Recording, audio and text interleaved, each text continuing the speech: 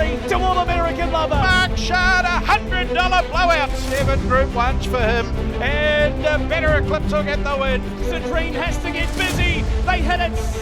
That's just about a dead heat. In a single moment, drives and gets the derby. These two again. Duchess, Megs and Treacherous Baby's gone to it. Just Believe wins the Dominion by 2.5 lengths from Marketplace. The gold standard. He's done it again. Swayze. Another Group 1 for Chase a Dream. Chase Ray Tarragindi meant to be just in front from Tarragindi, and it's meant to be. Bonavina's gone to the lead for the third time. Oscar Bonavina wins the free for all. Yellow Rouge, Captain's Mistress, goes to her and nails her. But in the inaugural running of the Ascent, Kiyang Zahara, she is the chosen one.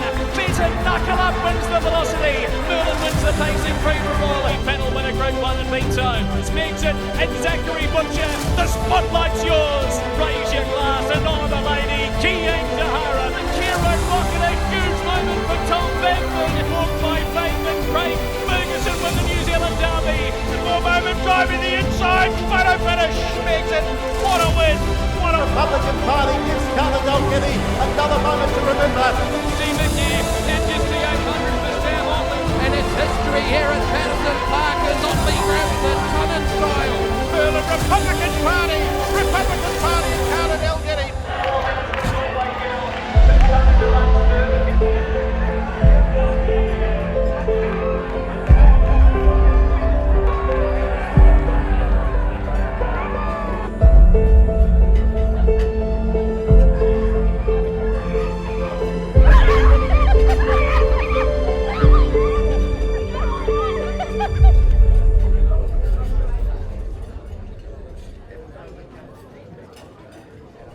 Ladies and gentlemen, if I can please have your attention. Thank you for taking the time to come out on a Saturday evening. We know there's plenty of other things you could be doing, but it's important that we all get the chance to celebrate together. Because often race nights or race days don't give us that opportunity, unlike in World Cup rugby finals or netball, hockey league or anything else. Most of the people in this room go back to work the very next day after their major triumphs. So it's important we get a chance to celebrate them tonight. Thank you for giving us the opportunity to do that. I am Michael. I'm going to be here for the evening along with a couple of other hosts I'll introduce you to very shortly. But tonight is going to be truncated. We're going to make it fast because you know the people who won.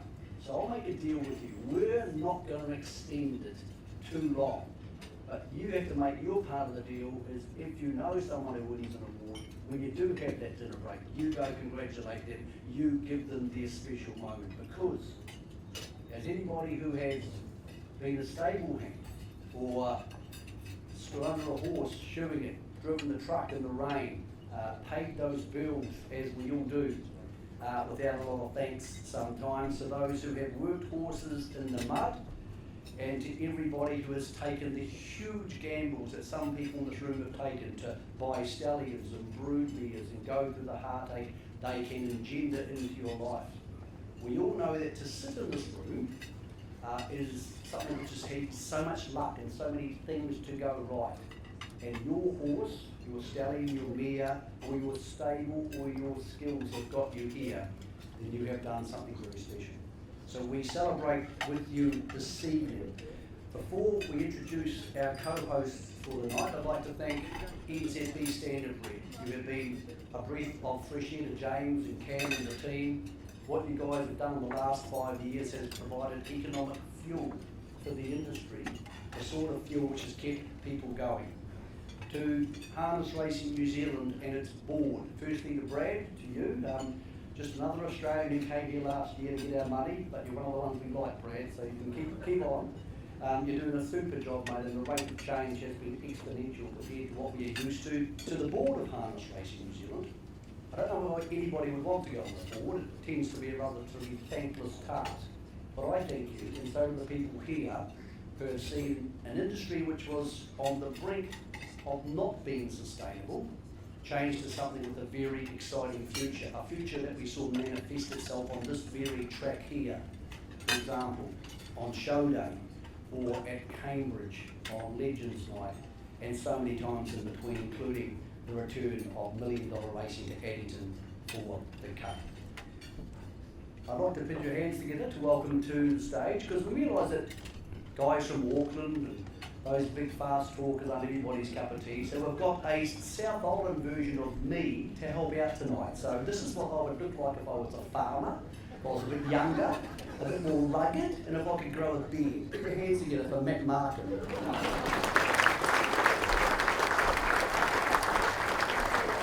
I'd like to congratulate you on your television work over the last year. It's been a long time coming. You've added your own special ingredients to the Sunday session, mate. How are you enjoying it?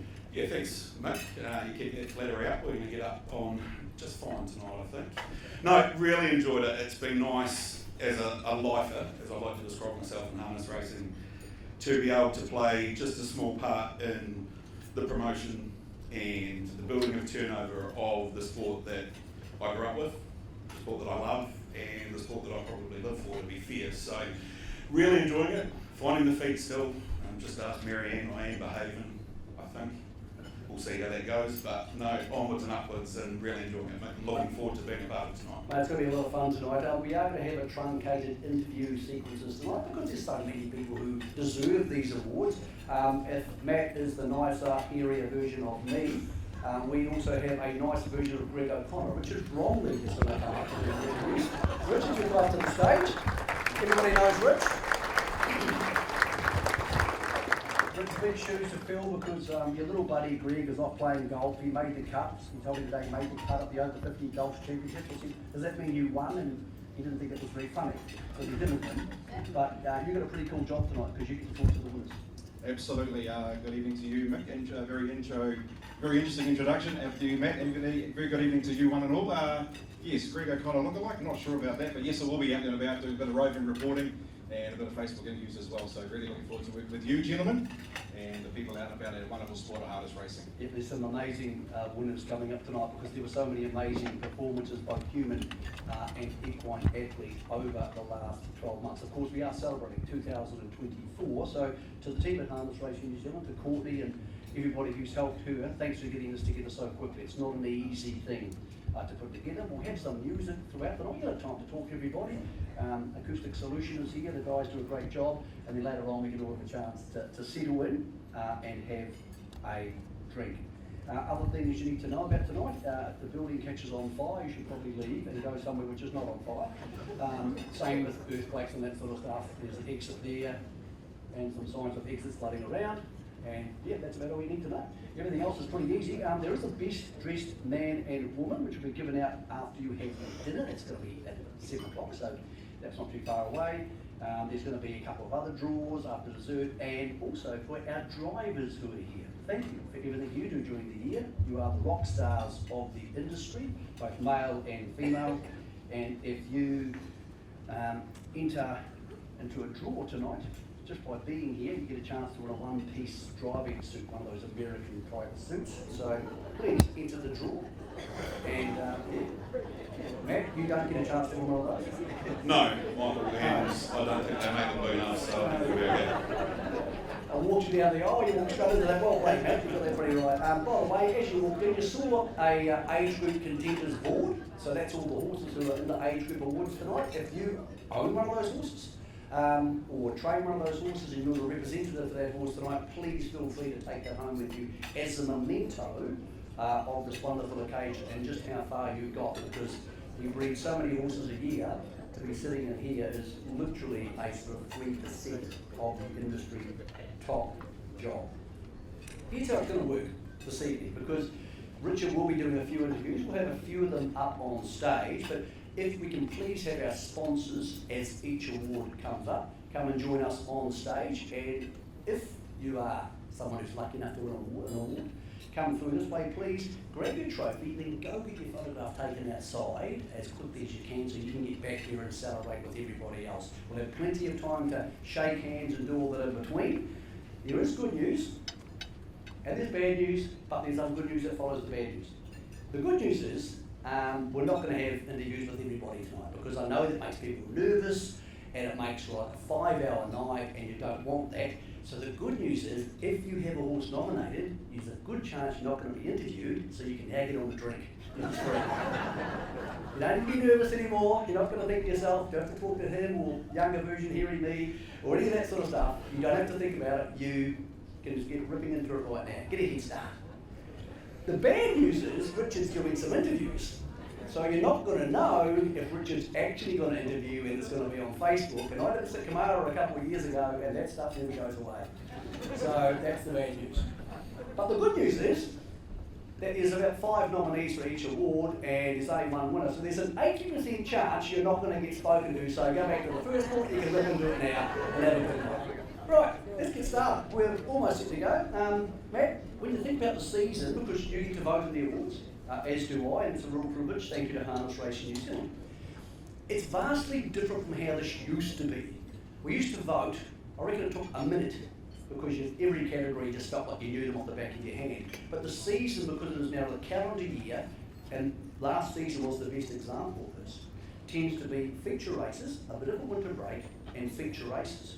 And when we look at the nominees tonight, I think there might only be 1 or 2 who won a Group 1 race in the first half of the season and in the second half of the season. So that voting became far more difficult, and I think we see that in some of the winners tonight.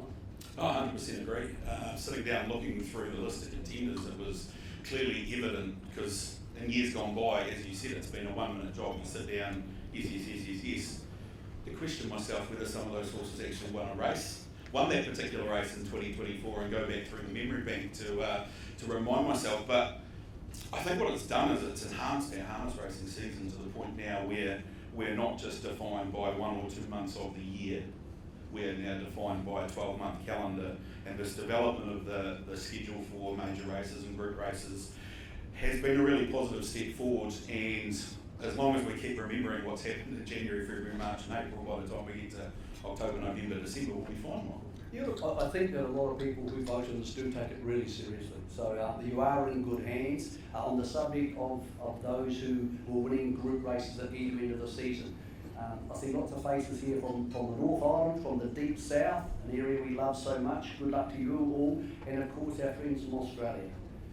The interest out of Australia for the slot races, for the slot races at Cambridge and Addington, for New Zealand Cups, obviously Auckland Cups and Road Cups was immense, and it helped grow our product, and the turnover numbers for harness racing backed that up. So to all our Australian friends, thank you for coming in the first place. Thank you for coming back to be part of our evening. Let's get down to business. The first award for the night is the Emblems New Zealand 2-year-old trotting filly of the year, presented by Penny Sharp. I think Penny's here. So you can please come up, Penny. Nice dress. Well played, Penny. These guys obviously make all the trophies for the awards, and they are also the selected trophy manufacturer for Harness Racing New Zealand for years gone by. Here are the contenders for the Emblems New Zealand 2-year-old trotting filly of the year. Atlantic City, Frazzle, Habibti Pat, and You're Right, Dahl. And the winner of our first award tonight, the 2-year-old trotting filly of the year, is Habibti Pat.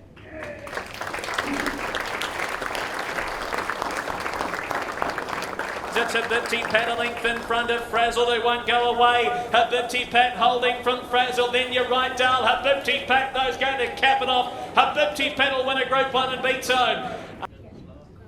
I believe that Julie and Sasha Murray are here, are they? I think so. I hope they are, because your horses had a hell of a season. And Matt, really strong division this year, which I think with the change of calendar, we're not seeing flash in the pan 2-year-old trotters. We're seeing horses who need to be really good to win this award. Yeah, a lot more well developed and well rounded, I guess is probably the best way to describe it, mate. And whereas in years gone by you struggle to see some of them making it as a 3-year-old, I think we're going to see all those 2-year-olds trotters that were stepping out throughout the year make it through to that 3-year-old grade and be more than competitive as well. And just on a Habibti Pat, what a wonderful family that is now developing into. Over the years, there is plenty of big race winners in that one, Matt. Yeah, for sure. So Julie and Sasha, congratulations, ladies. we look forward to seeing what your horse can produce this season coming up as a 3-year-old. Okay, your photographs taken and get a chance to enjoy yourself. Thank you. Thank you, Peter. Yeah, my pleasure to handle our next award, which is the Next Gen 2-year-old Pacing Filly of the Year, presented by Harness Racing New Zealand board member Hannah Doney. Next Gen is making it easy to experience the thrill of owning a racehorse with Harness Racing New Zealand's exciting new initiative. Anyone can be part of the action and own the thrill of harness racing ownership. And our contenders for the 2-year-old Pacing Filly of the Year are Betastic, Captain's Mistress, Stella Rouge, Wine Lights, and You're the One That I Want. And your winner of the Next Gen 2-year-old Pacing Filly of the Year is Captain's Mistress.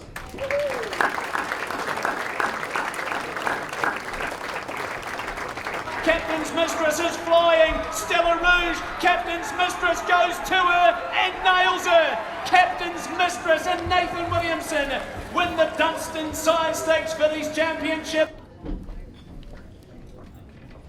Really competitive crop of 2-year-old fillies throughout the year. Congratulations, Nate, well done to you. And you're right, it probably embellishes what we're talking about. One crop at the start of the season, one crop at the end of the season, and I think everybody in harness racing loves it when a Southland trained horse gets an award, because it is such an important part of the industry, and it is hard to train horses that have come north for so many of its major races, but Nathan's got really good at doing that. So congratulations to Nathan, and of course to all our friends who operate their businesses in the dead south. Okay, next up it is the Clarkson Signs 2-year-old trotting colt or gelding of the year. Of course, Clarkson's for all your signage needs. Jane Davies from the Harness Racing New Zealand board is going to present on their behalf. And the contenders for the boys juvenile trot title are Higher Power, Major Doozy, Meant to Be, Taragindi, and Yaidjit Ya. And the winner of the Clarkson Signs 2-year-old male trotter of the year is Meant to Be.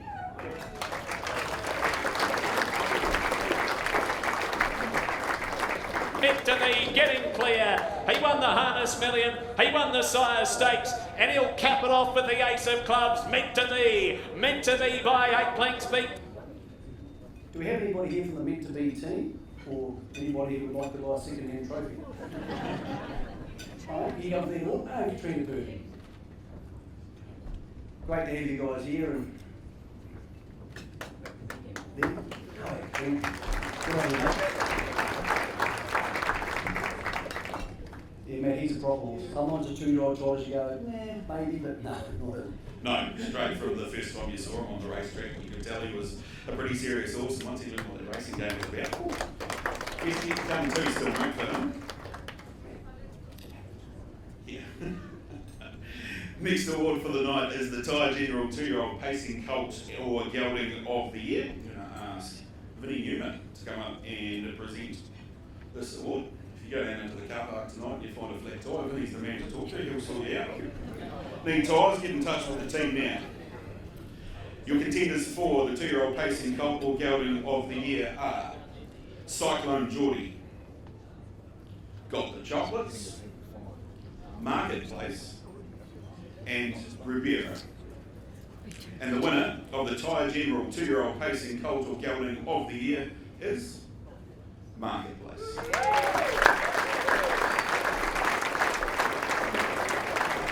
Marketplace, Ferguson went for the definite. He skipped 2 in front from Demon Blue. Wide out then Captain Sampson from Mickey B. But a campaign to remember for the 2-year-old pin-up boy. Marketplace wins the Ace of... Well, as I said, sometimes with 2-year-olds you can think, is this going to go on with it? Matt, I'll be stunned if he doesn't turn up in a New Zealand Cup. He is a genuine superstar. Without a doubt, and it's quite interesting, you go back and have a look through his season, and of course he lined up at the Sapling Stakes, earlier on in the year, and then just went on this winning streak when he came back. And hard to tell that it was the same horse from what we saw back then at Ashburton to what we saw winning here in Cup Week, but you're 100% right, the future's very exciting. Congratulations to the team of superstars behind him, including, of course, the man who won another Group 1 last night, Regan Todd. One of you last night, 2 boots, getting another Group 1. And we'll hear from Regan very shortly with Richard Romney. So we are going to hear from Regan. He's an exciting horse. Comes into here this week for his first workout of the new campaign away from home. Okay, one of the most amazing things in harness racing in the last 18 months has been the people who have emerged. We're seeing with the junior drivers and some of the big races they've been able to win. Group 1s, I think 4 or 5 Group 1s won last year by junior drivers in this country, which would have been unheard of a few years ago. Let's get the Crookshank family leading UDR junior driver. Tim Sissons is going to present this. Tim's, of course, a board member. The family has donated to this award for a long time. It's a very special award, and there were some really big names this year because it wasn't about just junior drivers. It was about junior drivers who were winning major races. But the winner of our leading UDR junior driver from the Crookshank family is Crystal Hackett.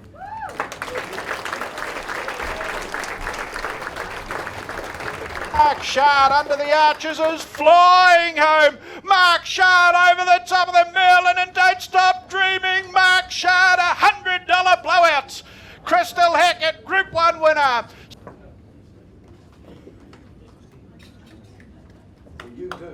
You do have to stick around for this chat. What an amazing year. Imagine if someone had told you last year you'd be driving 100 to 1 winners in Group 1s, representing your country overseas, winning all sorts of titles, and just being a regular at Alexandra Park in most races, getting as many drives as Tony Hurley here. It must be a remarkable feeling for all that to happen in such a short space of time. Yeah, most definitely. If you told me this time last year, I certainly wouldn't be believing it. But I had a great year, a lot of great support, and I couldn't thank the people behind me that support me week in, week out enough. We know, obviously, your mum and dad are trainers. We know Barry Purdon and Scott Phelan have been enormously instrumental in your career and putting you on some good horses. But who gives you driving advice? Who helps mentor Crystal when you need to ask somebody about driving? People probably wouldn't really believe it, but it's Mum. She was a great driver back in the day, and I go to her before most drives, especially for their team. I'd always talk to her about the drives. You're also the living embodiment of what Kids Karts does for this industry. I remember you hassling me for your $5 when you were about this high. You don't need it anymore because you've turned into one of our leading drivers. But wasn't it a wonderful thing for that to teach you how to act at the races and teach you around horses and wearing silks, I reckon, from the time you're about 8 years old? Yeah, Kids Karts, it gives every person a great grounding, and without Kids Karts, we'd probably be in the industry. Okay, what's next? You've won the 2 Group 1s on a horse who some people thought you couldn't possibly win on. What do you want to achieve next? Because you ticked a whole range of boxes in 2024. Probably just being consistent at the big level. Another Group 1 would be great, but they don't come very often. So certainly another Group 1 would be great, especially one for Mum and Dad, or a big race for Mum and Dad. A lot of people really, really proud of what you achieved on Golden Gate night. We're looking forward to seeing what the future holds. Thank you very much. Ladies and gentlemen, Crystal Hackett, I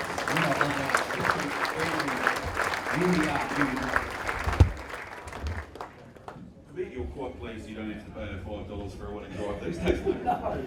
No, actually, her sister started luring me for $5, but she was winning Kids Karts. And then one day, I reckon Crystal was about 8, and she walked up to me, stared at me when I was presenting on trackside, and put her hand down.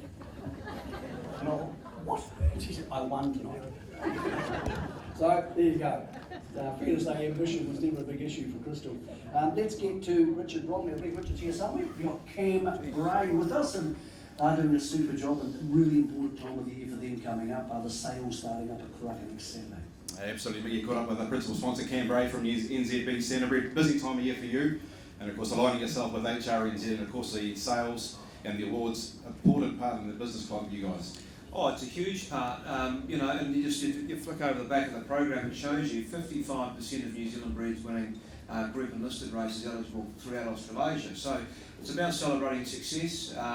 They are a greatest advertisement for our sales, so of course we'll be behind it. Absolutely, and of course the sales are very, very busy. You have the northern bus tours, you have the central bus tours, the southern next week. So you happy where things are at the moment leading into the sales? Yeah, a lot of interest. It's been great, and I think, you know, coupled with HRNZ's initiative of Next Gen, it's really got people motivated, people talking about sales. The phone's now ringing all hours of the day and night, so which is always a good sign leading into a sale. Absolutely. Now later on tonight you'll be awarding the big prize, the NZB Standardbred Harness Horse of the Year. Predictions? No, I don't have one. Doesn't have one? Well, best of luck with the sales coming up. There's Cam Ray for our principal sponsor, the NZB Standardbred. Thanks, Cam. Thanks. Back to you, boys. Actually, Rich, I think we want to have a chat to Regan. So we're going to put Regan's on since he's a big group one winning trainer now, since he's a big star. So we're going to do that, are we? We're going to do him outside. Oh, you don't trust him in front of the crowd? Sorry, Rich. Didn't know you'd started at 12 o'clock, brother. Must have been a big old day. They don't trust you to come on the stage. Okay, that's fair enough. Hey. I was going to say you don't win Group 1s every day, but the way Regan's going, he almost does. So. Hasn't it been like, you just think having Crystal here and then what Regan's done in the last year, it's been a barn burner for a couple of people. The last couple of people had really massive years. You touched on it before, and if someone was to ask me for my season highlight, it's not one moment, it's the collective. Next gen's such a big word at the moment in harness racing, and I like to think that the next generations are always already here.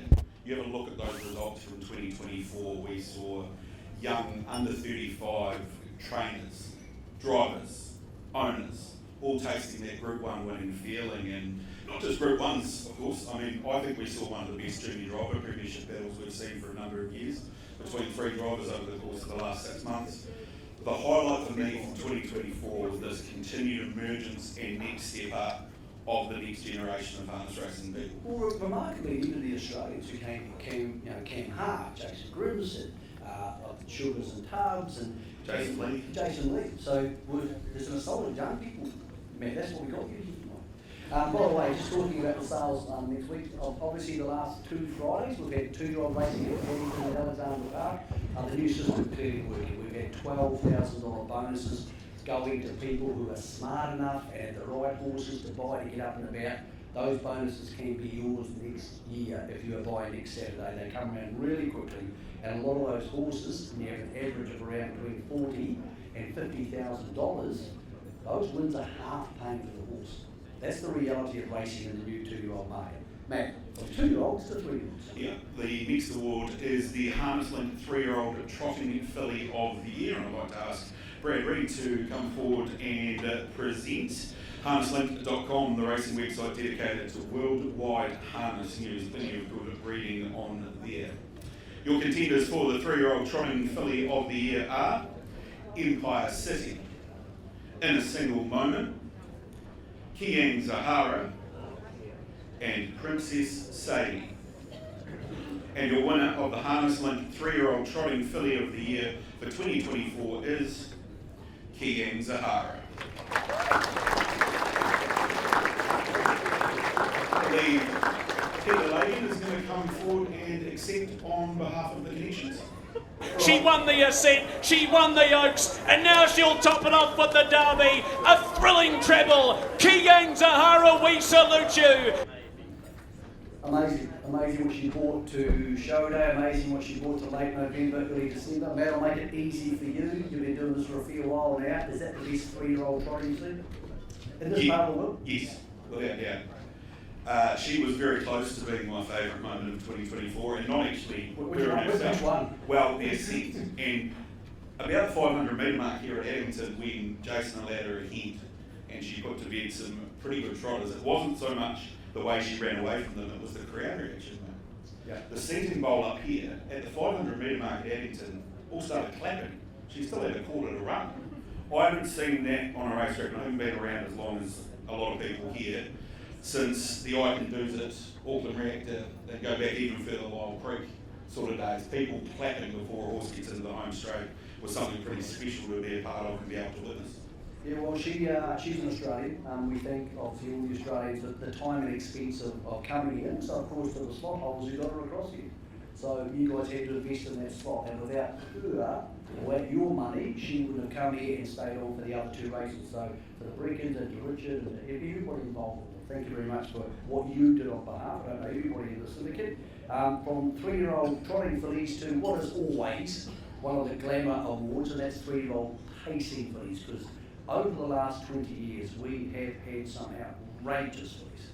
Yeah, definitely something that we punch well above our weight when it comes to producing other 3-year-old fillies. And this year's 3-year-old Pacing Filly of the Year award is sponsored by Tom Bamford Racing. Pleasure to have Tom here to present the award. Get in touch with a Group 1 winning trainer if you need a trainer for your horse. That's Tom Bamford. The contenders for 3-year-old Pacing Filly of the Year for 2024 are All You Need Is Me, Coastal Babe, Duchess Megxit, and Treacherous Baby. And your winner of the Tom Bamford Racing Stables 3-year-old Pacing Filly of the Year is Duchess Megxit.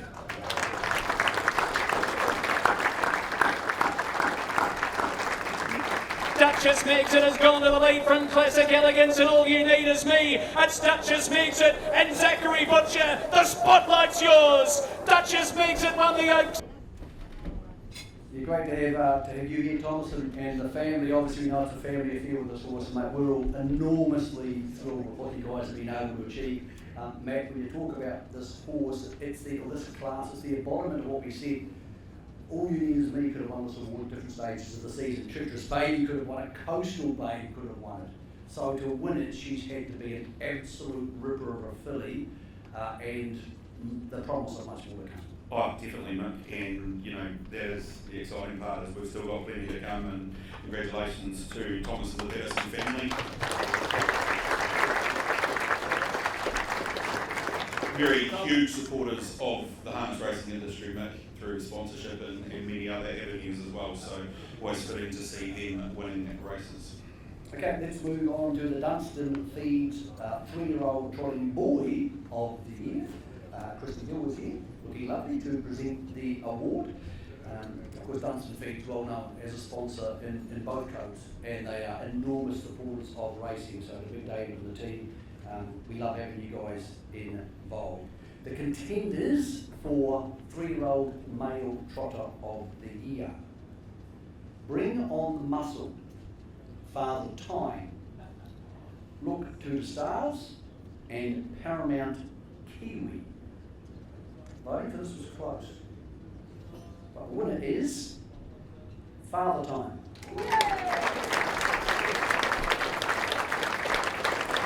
Father Time, week 2 and went on by a fine Patrick, then Bring On the Muscle, but Father Time has come back in grand order and wins it with great ease. Father Time by 4 lengths. Look, he's a horse who emerged in a really quick time in the back end of the season. He had the misfortune to run into Kiang Sahara, but he's an open class horse all over him. Absolutely. I remember the first time that he came into my attention, Kevin brought him up to the Methven workouts one day, give him a quiet hit out. I think it might have been before the slot race, and he was a long way off the leader at about the 400 metre mark, and when Kevin let him go, he made up about 25 lengths in about 50 metres, and he just blitzed him, and I thought, oh, it's a pretty serious horse, this guy.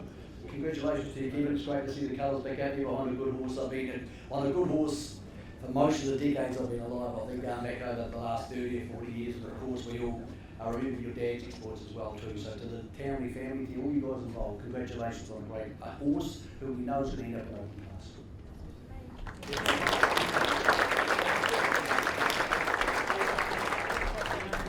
Next up is the Harness Life 3-year-old boy of the year. It's one of our glamour categories. It always is. The horses who win this award more often than not in the last 20 years have gone on to win one of the 2 big cups.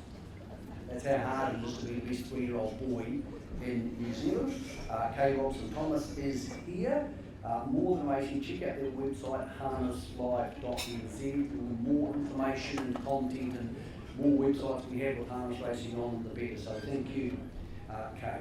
Let's check out the contenders in a very varied year for the 3-year-old boys.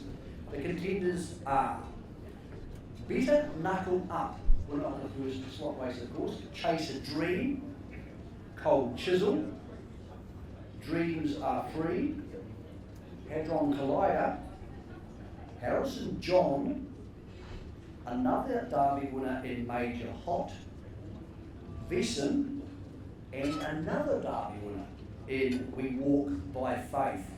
It's a lot of credentials. Another close vote, but the winner of our 3-year-old Pacer of the Year, sponsored by Harness Life, is Chase a Dream.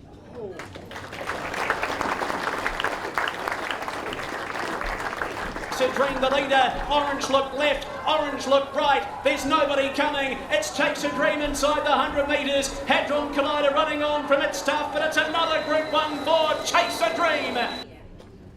Well, start home started, that sums it up. If you want to buy, or you want to have nice horses and good races, you've got to buy them at the sales more often than not. Matt and Brian Weston, he's just done a fantastic job reducing quality stock, retaining good fillies.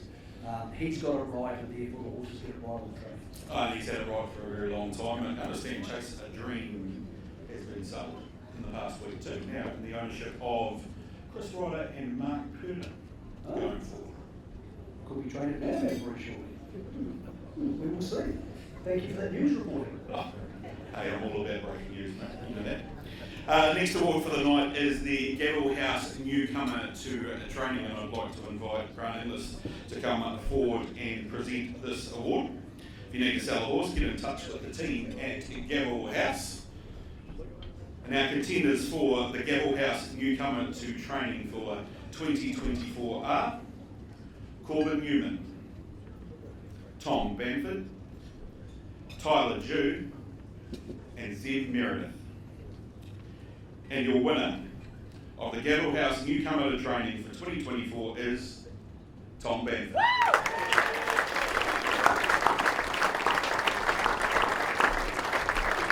Rakiro Rocket the inside, Merlin, Rakiro Rocket's gone to him, Rakiro Rocket, a huge moment for Tom Bamford, Rakiro Rocket wins the Christian Cullen. Just hearing that commentary from Matt Cross there, Tom, does that commentary still make the, I know there's not much hair on the top of your head, but does it make hair on the back of your neck stand up? Yeah, it's pretty ingrained in my mind at the moment. I've watched it that many times, so it's still get goosebumps watching it, so it was an unbelievable day. Remarkable 2024 for you. 99 starters, 20 winners, 15 minor placings, $330,000 in stakes. Prior to that, in the 4 seasons prior, you'd only trained a handful of winners. What was the big change for Tom Bamford that brought on such an incredible season? I think it was just the stock that Ronnie Door had. I took over his team, and he purchased some lovely stock through the sales prior to that, and I was just very fortunate that he sort of handed me the keys to them all. So it helps when you got the horsepower there to go with. So that was probably the main thing, and I sort of just put my own twist on things and training them, and I'd have to say that the horsepower was there really. People obviously now know that you can train a very good horse, and Rakiro Rocket is a very, very good horse. Your background is something that they may not know about. So tell us how you got involved in harness racing and what led you to this career. Probably a long time ago. My grandfather, he lived in Westport, and he was a highway cop, and he just trained a couple of horses himself, and it sort of skipped dad, and he'd always owned a few horses and that. So we'd go to the races with him, and he would Dean Taylor and muck around and just going to the races with him. And one day he had a cafe in Tower Junction just down the road there, and Phil Burrows' partner came in one day and overheard us talking, and we sort of got to know her and that. And she said one day, Tom should go out and see what it's about, and got the bug. 2024 was obviously huge. We have a look, 5-6 weeks into 2025. I think 19 starters for the stable, 4 winners and 6 placings, so you're going better than 50% in the top 3. Is the goal to beat the 20 from last year and maybe get yourself another one of those Group 1s? Yeah, you sort of got to back up the year before and try and go one better, so that's what we're going to try and do, and we'll just try and keep taking the winners over, and another Group 1 would be great, but we'll just try and beat the year before and see what happens. How far away is Rakiro Rocket? What's he up to? He went in the cart first time back today, this morning actually, so it was one of those Saturday mornings where it was actually nice to go to work, put him back in the cart. He had a couple of weeks off after Nelson, so we'll get him ready for that slot race. Well done, Tom. Our Gabble House newcomer to training for 2024. Thank you.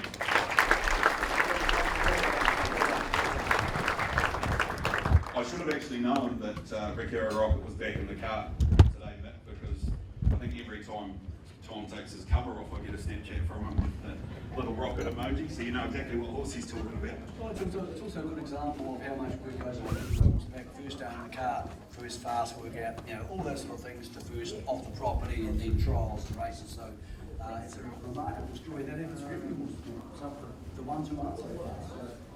People in this room do such a great job to keep this wonderful machine going. Richard is out and about. Great, Richard. Must be the week. Over here with one of my favourite ladies in harness racing. It's quite a big compliment, that. Jean Fleet. Yeah, caught up with the Gene Feast. Exciting time coming up with yearling sales. You've got an incredible strike rate of picking yearlings. I'm not going to quiz you on how you pick them. That's the Gene Feast way. But the process, do you get the pedigree, the pages, tick them off, and then you go over them by eye? That's right, yeah, because the book comes first. So I just go through the book and see what's about, and then go and have a look at it. Do you like particular families or just straight on type? No, I just what's available at the time. And just sort of go through the pedigree, look at the horse and whether I like it or not, really. And you've seen a lot this year. Many sticking out for you? 2 or 3. 2 or 3 at the moment? And I haven't seen many yet. 2 or 3. Like on the day of the sales, do many sort of jump out on the day of the sales as well? Do you buy on the day of the looks on the day of the horse? Sorry, on the day of the sale, if the horse just jumps out at you, you'll put your hand up? Yeah. And just hope nobody else does. Absolutely. It doesn't work that way. Not all the time it doesn't. Now, of course, post-race racing, I mean, you're pretty keen on how horses go in their future. Lately, you caught up with Vincent, and he's doing very, very well. Yeah. We usually go up, my son and I go up a couple of times a year and say hello to him, and he's never changed. He's still beautiful. Well, the sale's not far away. Best of luck, and thank you for your time tonight. Okay, thank you. Gene Feast there, back to boys.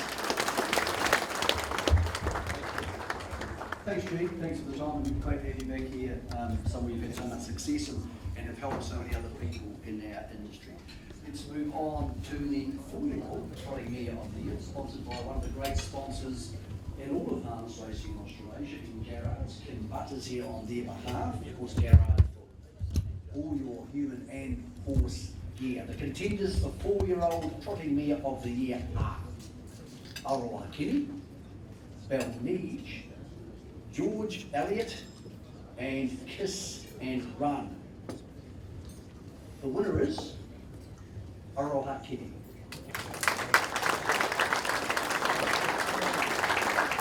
Arahat Kenny after Euro style. Arahat Kenny hit the lead. Here's I Dream of Jeannie. Arahat Kenny's in front from I Dream of Jeannie. She's a gift the middle, but Arahat Kenny for the Williamsons.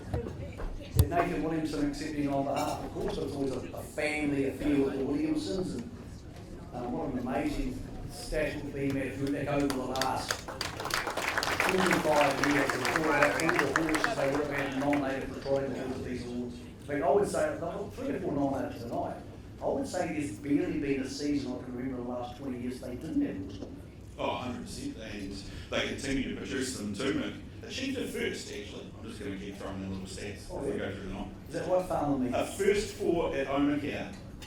Huh? Both Bev and Phil believe it is the first time they've ever trained a first 4 in a race. They said they had plenty where they might have trained 1 or 2 and the boys maybe had 1 or 2 of the others. That's the first time that they had to train a first 4. Well, they've only got 3 driver sons. Who drove the other one? Their older son, Richard Terrence May. Oh, the other one. Oh, yeah. Okay. The other gold head.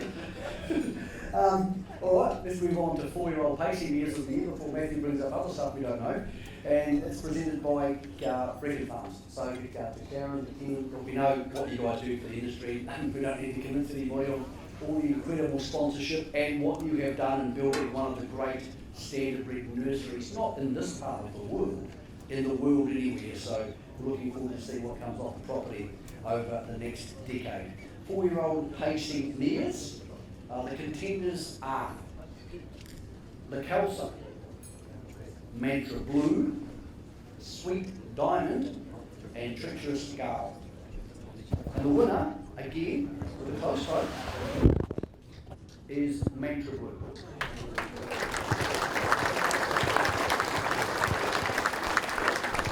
Mantra Blue's gone to her along the inside. Mantra Blue hit the lead, and it's 2 for Zachary Butcher. And tonight, he's driving in the arms of an angel. It's Mantra Blue to beat Princess Meritaten. Yeah, and again, there's some names in there, Princess Meritaten. You see Kelso, of course, won a Group 1. Congratulations for the connections last night, Matt. It adds real depth to this award. Andrew Drake, by the way, is coming up to receive it with a friend of trainer Zach Butcher. Adds real depth and needed this award. It certainly does. Not only does it look good on the grooming page, but we're in a really good space when it comes to the older facing years at the moment. We've got a really good crop, and we've got a really good bunch of 3-year-old fillies from last year that are set to join it over the course of the next 12 months as well. Yeah, really hard to work out with the Kelso. She hasn't found her ceiling yet, but last night was really cool. First Group 1 for the year. If that keeps up, we're in for a hell of a time. 100%. Next award for the night is the Sport Nation 4-year-old trotting entire or gelding of the year. It's going to be presented by Matt Smith. Sport Nation is the new Kiwi home of sport. Gain access to the latest news, video and more all for free. And of course you can catch Trot Talk on a Sunday morning with our friend Greg O'Connor. The contenders for the Sport Nation 4-year-old trotting entire or gelding of the year are Bet and Win, Gold Bullion, Halberg and Tectonic. And the winner of the Sport Nation 4-year-old trotting entire or gelding of the year is Bet and Win.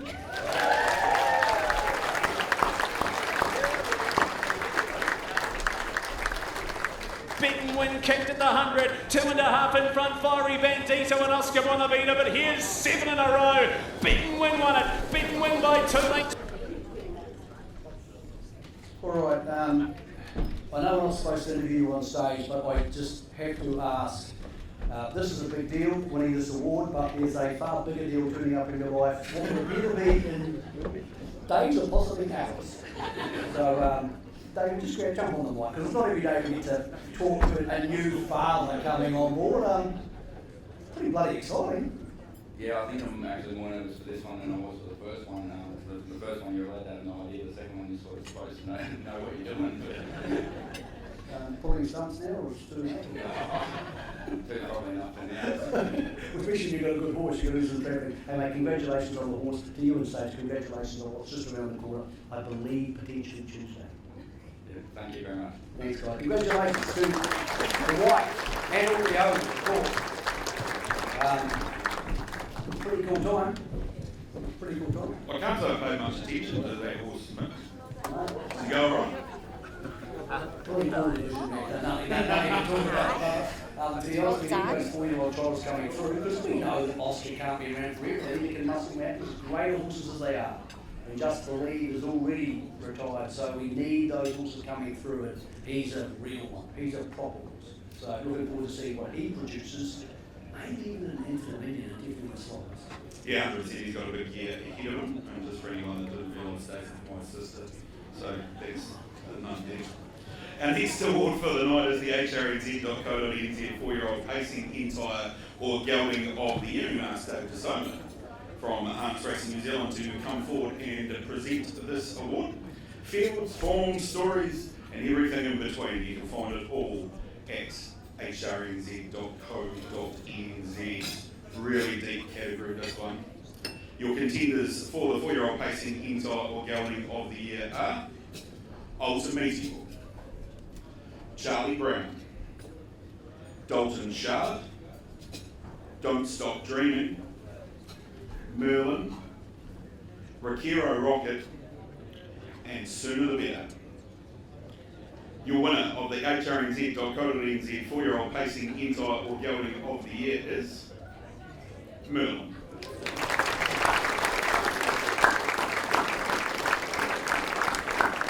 Merlin's gone to catch a wave, he put his head in front, wide out Franco Merrick, but it's Merlin who struck the lead. Merlin clear from catch a wave, better eclipse, Merlin holding on, and Merlin wins the pacing free for all. Obviously Katrina Purden, who is Barry's wife, is of course coming forward to accept the award.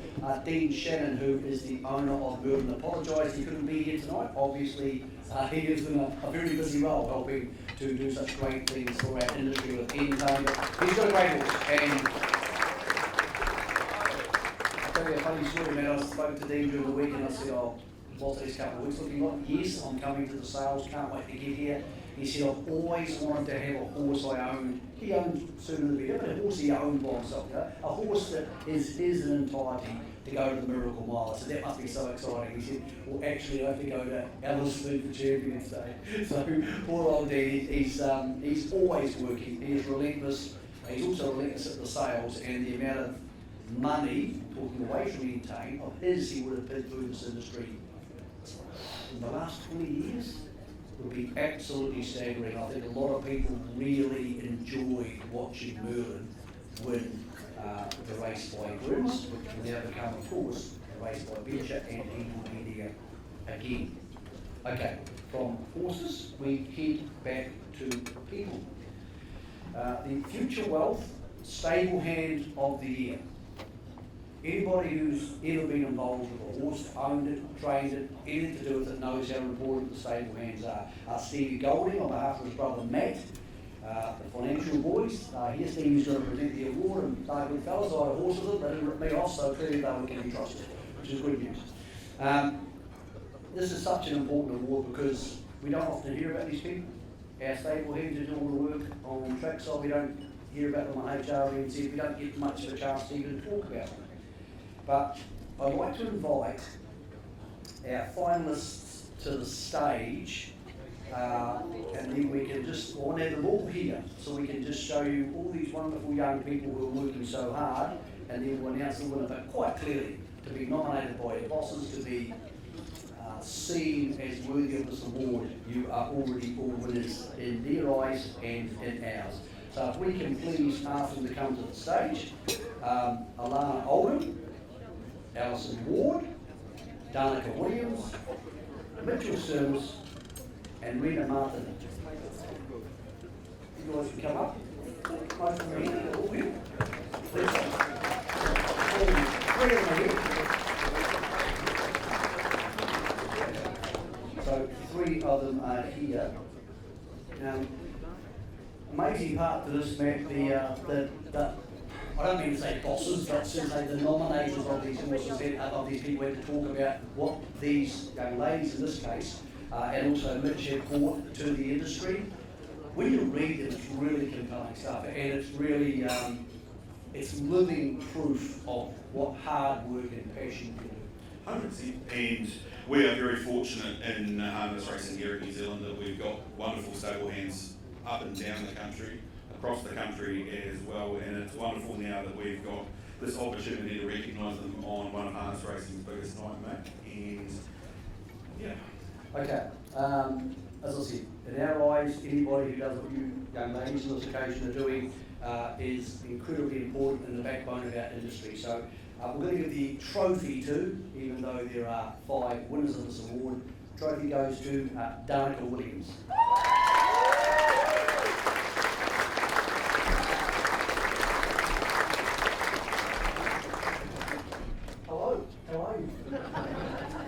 I know this is the part where you are sort of dreading words. You're hoping you didn't win, so you have to talk to me. Mark Jones is your boss, and he said that he didn't meet you that long ago, and when he met you, he could instantly see your passion for the horse. What he couldn't see was how hard you wanted to work and your thirst for learning. I know it's embarrassing hearing someone say that about you, but you should be bloody proud of yourself. Yeah, it's pretty nice to hear. But, yeah. Why harness racing? Because we know you're a horse person, so how have you ended up joining our rather big family? Well, the people, they're really welcoming and kind, and it's just so fit with my family. Mark was saying that your second ever driving a horse was fast work and a proper workout with him out there at Mark's place. He said you were in the door very quickly. Yeah, it might have been, I can't really remember, but yeah, I was got this is anything. You were hooked? Yeah. He said to me that he trusts you so much, knows you sending you to the races with the team, everything's going to be done well. He's just a natural, he said, but all the time, questions. How do I get better at driving? How do I become a race day driver? What am I doing right? What am I doing wrong? I think he really enjoys that part of your personality, so it's a pretty cool thing. Yes. Always been that way? No, I don't really ask questions usually, Well, apparently you like answering them and not answering them, so I'll let you go. I'll tell you what, ladies, I'm proud of all three of you, and obviously our other two nominees, is to have your bosses think enough of you, because a lot of people think this stuff, but they don't want to sit down and type it out and spend the time. And your bosses are nominated, so congratulations to all three of you.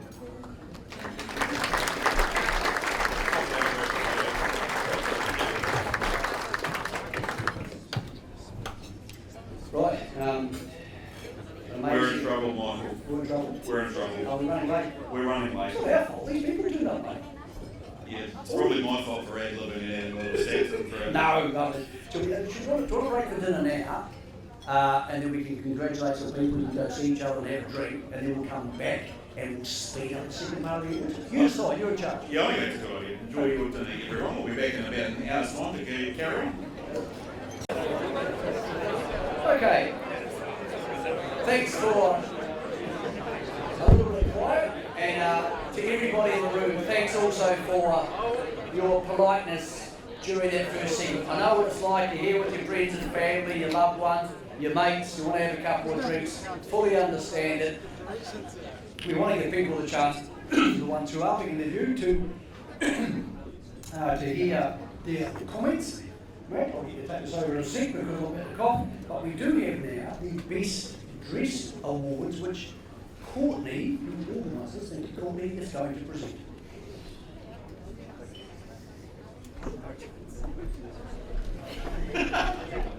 Alright, Best Dressed Man tonight goes to Hayden Cullen.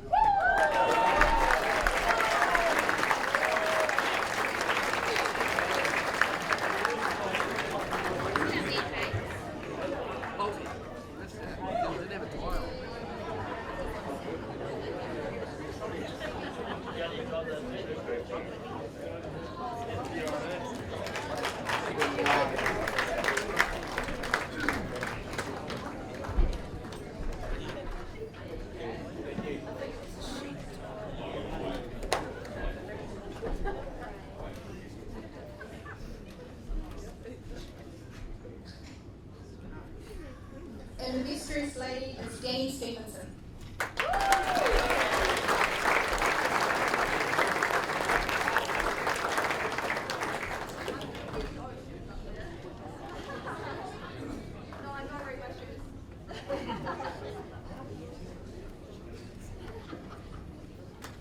Thanks. Thank you. Congratulations, guys. Well done. Put your hands together for some well-dressed harness racing people. It's customary at the Oscars, they say to people, who are you dressed by? Well, Hayden was clearly dressed by a man, so we don't need to ask him that. Key to success, mate. I've just noticed the key to success. If you're a female and you want to win a best dress competition, don't wear shoes. Don't wear shoes? There was no shoes in the last race. That's Fairy Cup Day. Fairy Cup Day after the last race. No shoes. You've all been there. Almost as happy. We'll get back into our awards for the evening, and we're going to resume with the NZ Horse Ambulance Trust 5-year-old and older trotting mare of the year.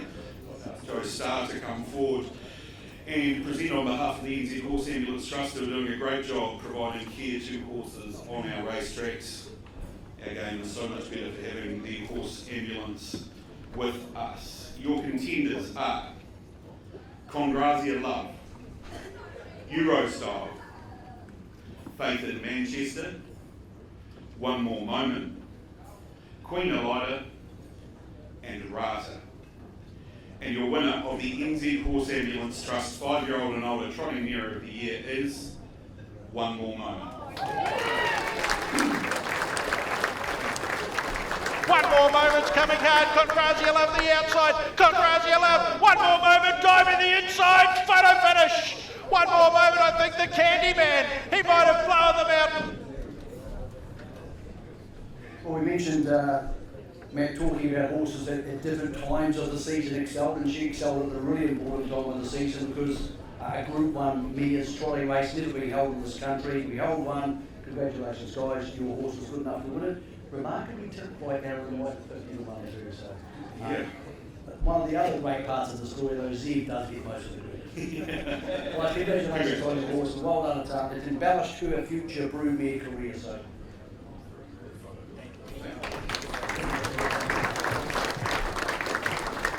That's a real New Zealand wide award too. From the big south to the farm. That's about as far as it stretches. Our next award is the Down by the Seaside 5-year-old and older pacing mare of the year, and I'd like to ask Stacey White from Woodlands Stud to come forward and present this award. Contact the team at Woodlands for all your stallion bookings. The contenders for the 5-year-old and older pacing mare of the year are All American Lover, Dance Till Dawn, Mr. Kaplan, and Princess Meritation. And the winner of the Down by the Seaside 5-year-old and older pacing mare of the year is Princess Meritation. Princess Meritation really flying right under the arches and Dance Till Dawn's with her. Lady of the Light, Princess Meritation. First look at Alexandra Park. Zoom home. Congratulations. Some of the most famous colours in New Zealand racing. So, just seeing those colours back on the track, it's always exciting. Well, it brings back many memories, doesn't it? Of course, the people, Christian Cullen, lovely to see in the back out there, and she's done a super job for her connections, and she continues to do so too, Mick, which is wonderful to see as well. Yeah, congratulations, guys. It's great to have the colours back, and well done to you, Bob, with the mare, and of course with Ryan and the family. So, congratulations. Very, very fast horse. Almost could have been another Group 1 winner, or a Group 1 winner for her last night, but gee, she's been brave in those two Group 1s back to back. Okay, we move on to the older male trotter of the year, which obviously is one of the very special awards. When you think of Lyle, Take a Moment, I Can Do's It, the incredible Sunday Sun, some of the horses who've won this award, quite remarkable. How did the trotteur, the sponsors, we all know that they have imported and bred some wonderful horses. We've seen that in just the last few months with the locomotive, of course, last week's Great Southern Star, the Interdominion. So Darryl Brown is here to present this award. The finalists for one of our big awards of the night: Just Believe, Midnight Dash, Mighty Logan, Muscle Mountain, Mystic Max, and Oscar, better known officially as Oscar Bonavina. Winner of the Heritage Trotteurs 5-year-old and older male trotter of the year is the great Just Believe.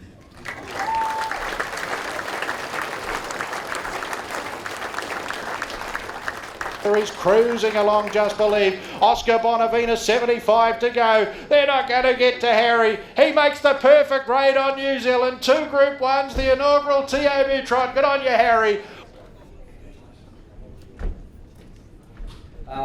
Often we have a Trans-Tasman banter, Matt, but there was no banter in this. He was a crushing open class force, one that we've really seen in this country. And we love the fact, Jess, that you and Greg and the owners were able to bring this horse here so we could share him with you.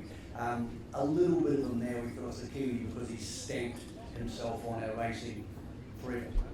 So thank you guys for what you've done. We hope that we see more Australians coming back in the future, but we've done a big match. We're going to see one as good as that. That was Remarkable horse, and if you've ever had the opportunity to have a look at him in the stables, Mick, he's nothing flashy, but boy, when he walks out onto that racetrack, he grows 10 foot tall, or he grew 10 foot tall and bulletproof as we saw. We mentioned the fact also at the start of the evening that there were very, very few horses, among all the horses tonight, who were able to win Group 1s at both ends of the season, because it's so hard to do now that the season has that big break in the winter. He was the obvious one, and he won the biggest of the Group 1s. Of course, he won the Road Cup and the Dominion, so thank you for bringing him closer to us in our lives. On the subject of glamour categories, obviously the aged male pacer of the year is another one, which has many of the most famous names in this industry etched next to it, from Cardi to Christian Cullen to many of the other greats, El Sue, too many to name, but we had a new name tonight. The contenders for the Better's Delight 5-year-old and older pacing entire, so once again Stacey will be here representing the powerhouse that is Williams. The contenders for our aged male pacer of the year are Better Eclipse, Kango, Mark Shard, Moana, Republican Party, Self-Assured, and Swayze. God, that's it. The winner is Republican Party.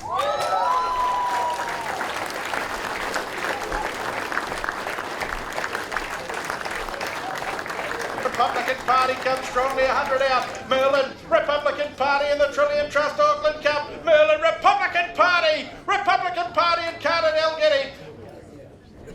Well, as the connections come to stage, Matt, we mentioned the fact of a season of two halves. He didn't do much wrong in the first half of the season. He just wasn't having the right races and the right build-up. It wasn't his time. The second half of the season, remarkable. Third in the New Zealand Cup, winner of the Invercargill Cup, winner of the Auckland Cup, and he's embellished that form with some great performances since we've moved into 2025. Congratulations to you guys. A remarkable thing, and Matt, you still get the feeling we might not have touched just how good this little horse might be. Yeah, and you've hit the nail on the head there, mate. I think the first half of the year was where we saw a boy developing into a man, and by the time we got to Cup time, he was well and truly a man. And he's going to go on with it. This is a lot of owners for one little horse to carry around. So we're going to need a wide lens on the photograph. You get your photograph taken. You're used to that now. You've won cups. You know how this works. Another trophy for you. Congratulations to us.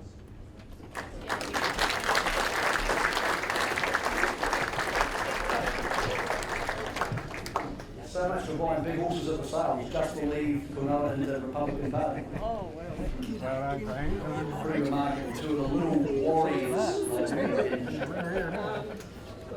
Our next award for the evening is the Stevie Golding and Marie Smolenski at Harcourt's Best Moment of the Season. I like this award. This one is voted for by the public, determined by the public, as are the finalists, and it's always a hotly contested award. We're going to ask Stevie Golding to come forward and present on behalf of him and Marie. All your real estate needs, get in touch with the team at Harcourt's. Your contenders for Best Moment of the Season. Samantha Otley becoming the first female driver to drive 100 wins in a 12-month season.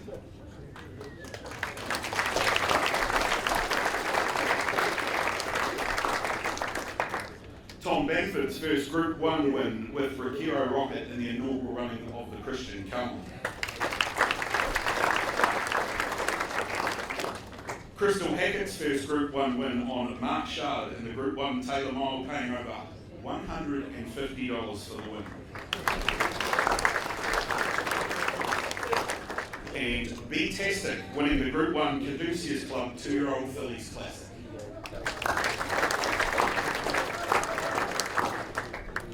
And the winner of the Stevie Golding and Marie Smolenski at Harcourt's Best Moment of the Season, as decided by the public, is Samantha Rock.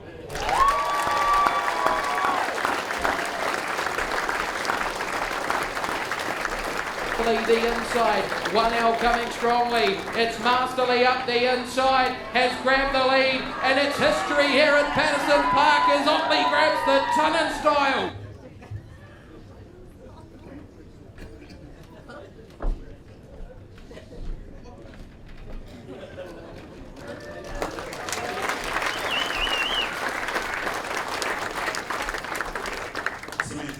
I was lucky enough to be at Westport on that fateful day when Masterly got the job done for you. I know I'd spoken to you earlier in the day, you thought 1 or 2 wins might be nice, but you ended up having a bit of a field day. Does it still seem real? And I know that in the moment it was quite hard for you to articulate exactly what you were feeling, and there was a bit of emotion. you cried, I cried. It was one of those really nice moments. But we're a couple of months on now. Has it really sunk in? Oh my gosh, it's such a hard question to answer, Matt, because it was such a whirlwind sort of end of the season, those last couple of weeks.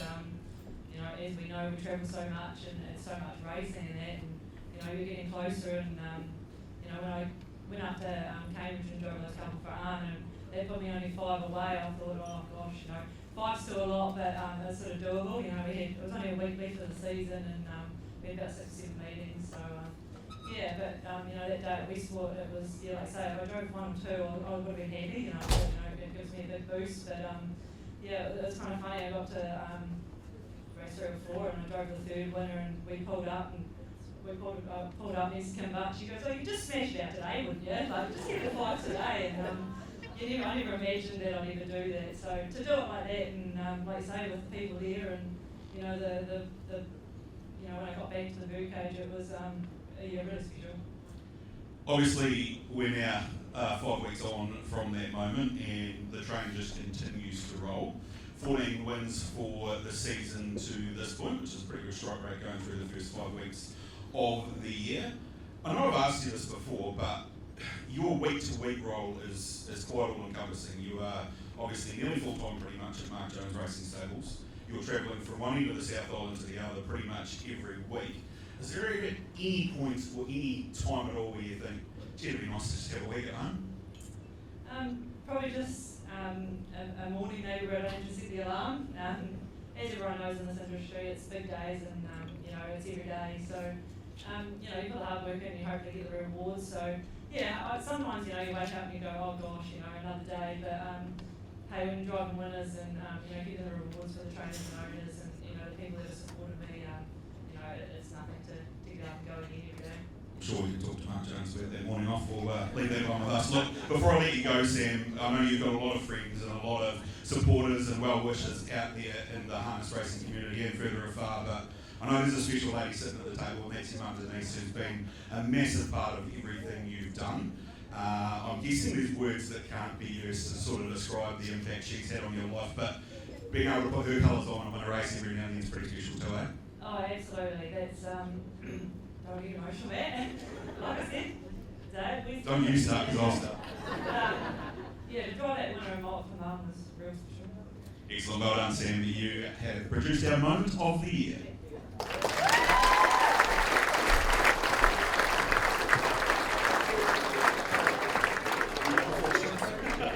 It's all right, Mick's just giving me a warning not to fall off the back of the stage. A remarkable 12 months from a remarkable young lady, Mick, and we're really only starting to see the tip of the iceberg now. Where her career ends at is going to be incredibly interesting to see. Yeah, well, they're huge numbers, and when you know the people involved in these numbers, and everybody in this room knows them, and you know what quality people they are, you're along for the ride. I found myself at Westport going, yeah, get this. It was a crazy way to end 2024. It was really fun, and well done to the TAB, by the way. They respected Sam's role as the first female to do that in a 12-month season, and put out a market on it so people could follow along. That integration is really important, so I thought that was really cool. Okay, nice to meet you, by the way. Let's get to Rich. Rich is out and about. Oh, you got Rob. Hello, mate. You've got, we decided to get the entire Markham family on today. So we've got Carl here now, just if any other Markhams want to stand up and talk a bit. Jeremy? Any other Markhams apart from...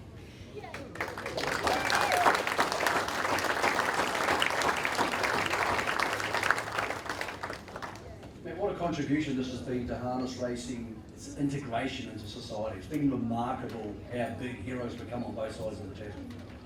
100%, and it's such an integral part now, and such an important part, and it's so important that we continue to support life after racing. I know there are some wonderful people out there in our harness racing community that are doing wonderful work, and long may that continue.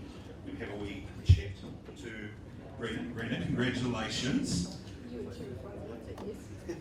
I understand it has been a long time involvement with the standard breeder. How long are we going back here? Oh, back to when I was a kid, and a couple of local trainers, Gary Gore and the likes, gave my mother some magazines of harness racing New Zealand to keep me occupied when I wasn't terribly well. It's not a bad way to get involved in the industry, and obviously now part of Nearly Our Stud and do a lot of work there. Just tell us what your day-to-day roles entail there. They tell me that you remember every horse that you've dealt with on the property over the years. Almost. I started off there working foaling. These days I'm mostly admin. But pretty much anything day to day, breeding and everything else. I've got a hand in. There must be some highlights over the years, or some special horses that have walked past over the years or you've dealt with. Are there any that you can sort of pinpoint out for us? Literally, I remember Tula Franco. It's many years ago. It's been a favourite. Tidal Franco, the lights, Inky Lord. I remember his cup. I didn't have anything to do with him, but that was what got me invested in the sport. So many that Nearly Ours bred and the bred that I just love it. Life after racing, as we said, has become such an important part of our industry. It must be incredibly satisfying for someone working at the coalface to see these horses that are being rehomed and going on to do wonderful things, whether it be in the show ring or up in the hills hacking around or just walking around in a paddock. Oh, doing endurance. I work for HRNZ Endurance, and currently there are 3 in the top 10 ranked nationally in the novice level that are standard breeds. There is 1 at the intermediate CTR level that is in the top 10 that is a standard breed, and I have my own standard breed that I compete in endurance, and she's currently number 1 in the country. Sounds like a mighty achievement. Congratulations, Rena, on this wonderful award. Very welcome. Very important, Michael Guerin, contribution to life after racing. We must continue to do the hard work behind the scenes to ensure that all our standard breed friends have an option when their careers finish on the track. Yeah, no, it's a very special time. I believe Richie's out and about again. We've got Rich out somewhere. It's really dark in this room just sitting up here, so I think he's going to be having a chat very shortly. No, can't find him at the moment, so we'll track him down again. Don't worry, Rich, we can slide you in wherever we feel it. We are enjoying the chance to talk to some of our participants. But before then, we're going to get to our next award, and this is one which it's over about 4 or 5 different people, and there's a story behind it, and it is the Betcher Cadet of the Year. So Marianne Tweedeman and Jason Patterson, who are in charge of the harness coverage at Trackside, are here to present the award. And the finalists, the Cadet of the Year obviously has become something very special to us in the last 5 or 10 years, because they have a day together, and we capture these people together and their love of harness racing and their love of trying new things, as young people want to do. So the finalists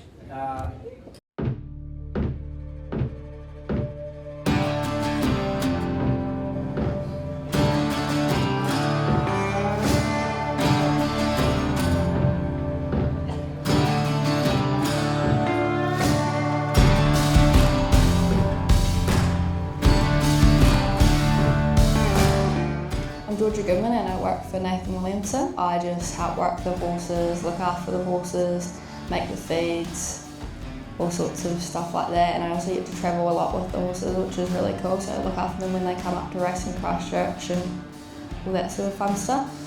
So I've been around horses my whole life basically, and I was always horse mad since I was a kid. Probably just the thrill of being in a race, thinking that you're going to win it, and yeah, it's just very like an adrenaline rush. What I think makes me stand out is that I did it last year as well, so I've got a bit of an advantage. Yeah, so my name's Guy and I work for New Zealand Bloodstock.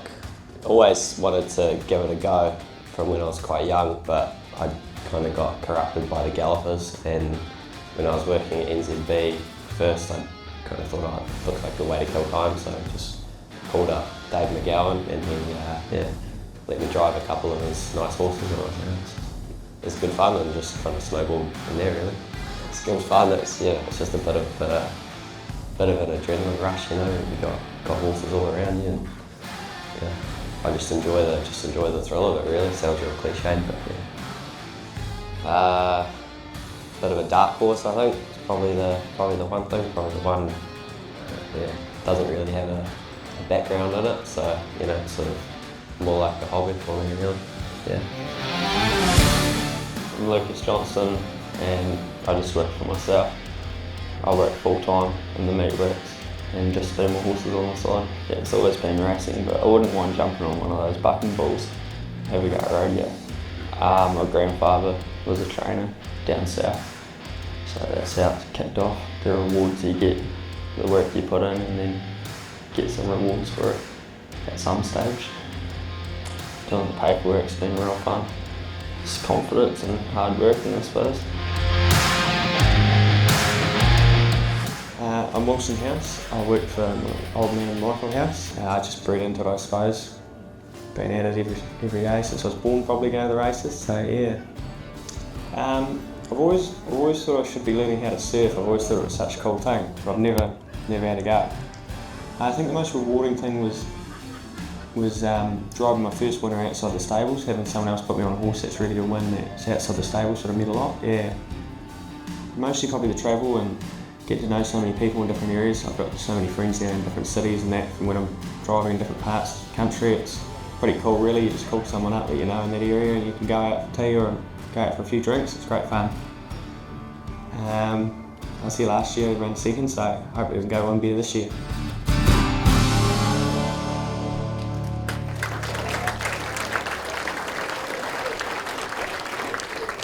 We can ask Georgia, Guy, Lucas and Wilson to come up on stage to have a word to Matt, and then we're going to announce our winners, but we want to hear about how things are going, not only in your careers, but how you enjoyed your day of, shall we say, varied activities. And Matt, pretty daunting set of activities too. Where do you find horses that stand that still where you're shooting? It's remarkable. A lot more daunting than what it was when I did cadets, mate. The only thing we had to be scared of was Jack Mulcahy. Getting in trouble with him. As I'm sure there's a few drivers around the country who will probably tell. Back of the stage, because everybody gets further and further back as we go along. Matt's going to have a word to you because he is within 20 years of your age.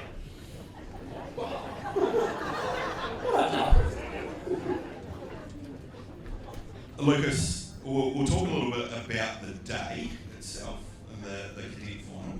What did you find the most challenging about the entire experience?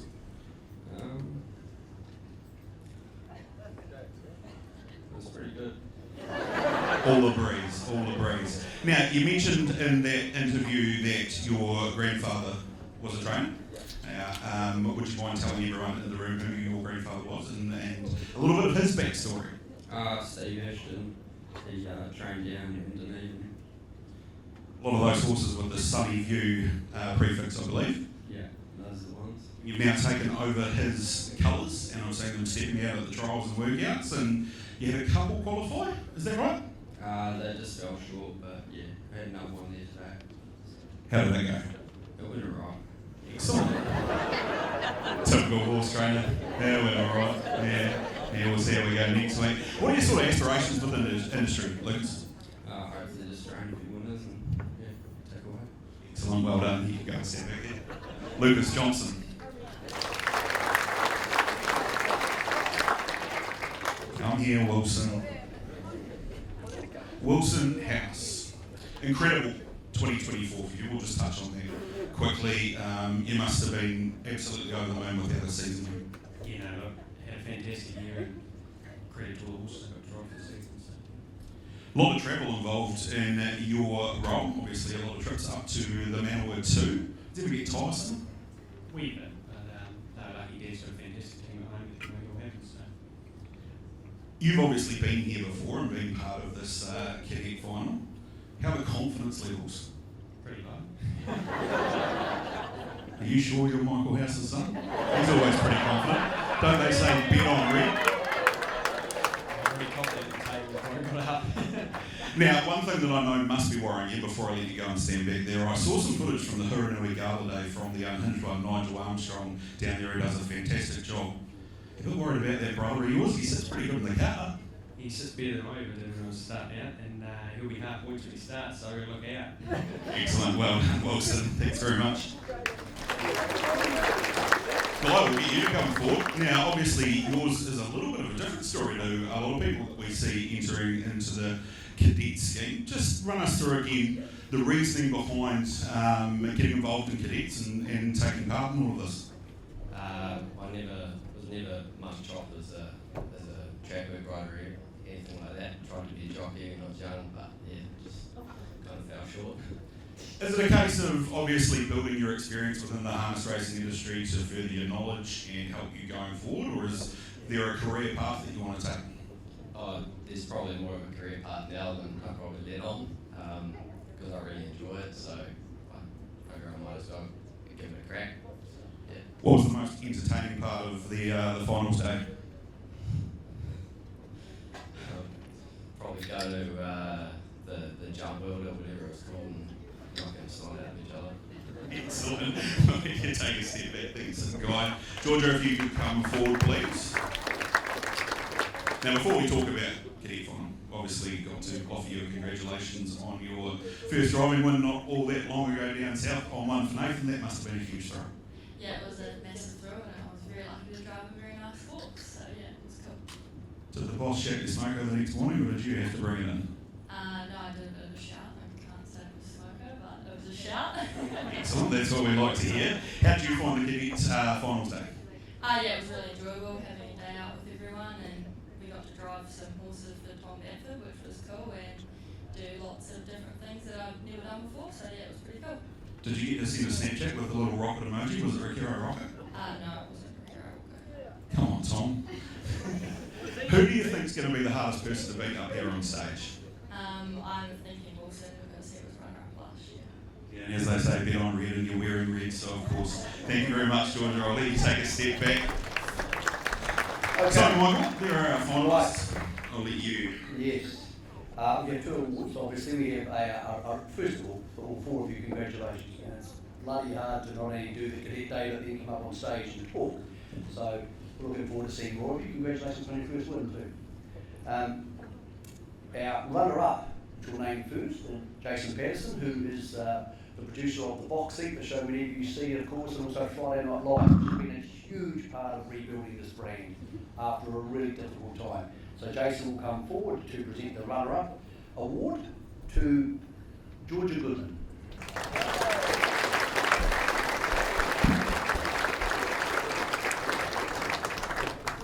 And our winner was Marianne Twentyman, who has been one of the bosses at Trackside for a long time, has been over the gallops, but has been always pushing for harness racing to get its shot at the title.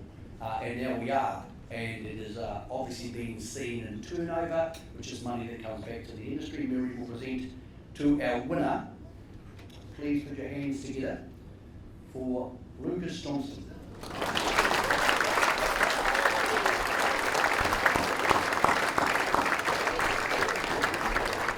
Lucas, I know the last thing you want to do is talk to Matt again. I can tell that from the first interview. So I'll tell you what we're going to do. You guys go out there, get your photograph taken together to all four of you. We look forward to seeing where your life in harness racing goes and reading more stories about you and seeing those winners that are coming up.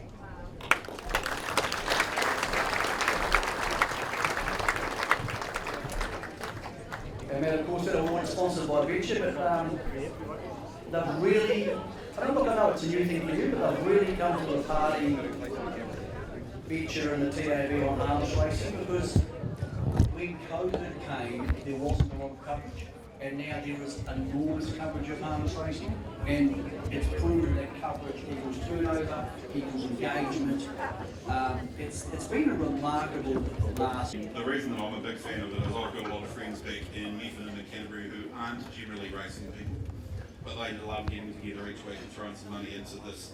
The betting pool that you can create through your venture account and sit there on a Friday night or Sunday and having a bet.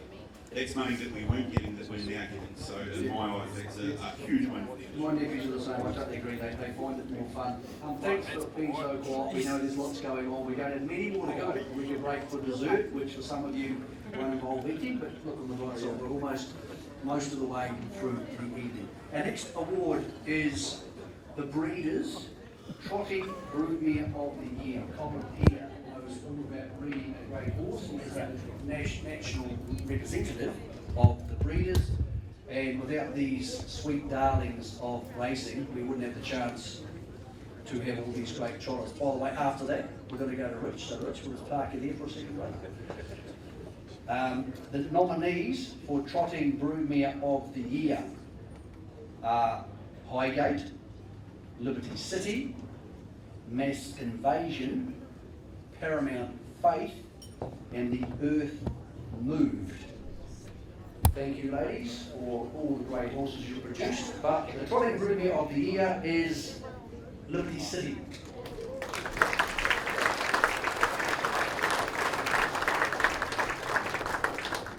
I believe Cam Bray will be coming up from NZB Standard to just grab this award very quickly. So then you and Colin, thanks Colin, good to see you, brother. Have a chance to pop outside and get a photograph for the connections.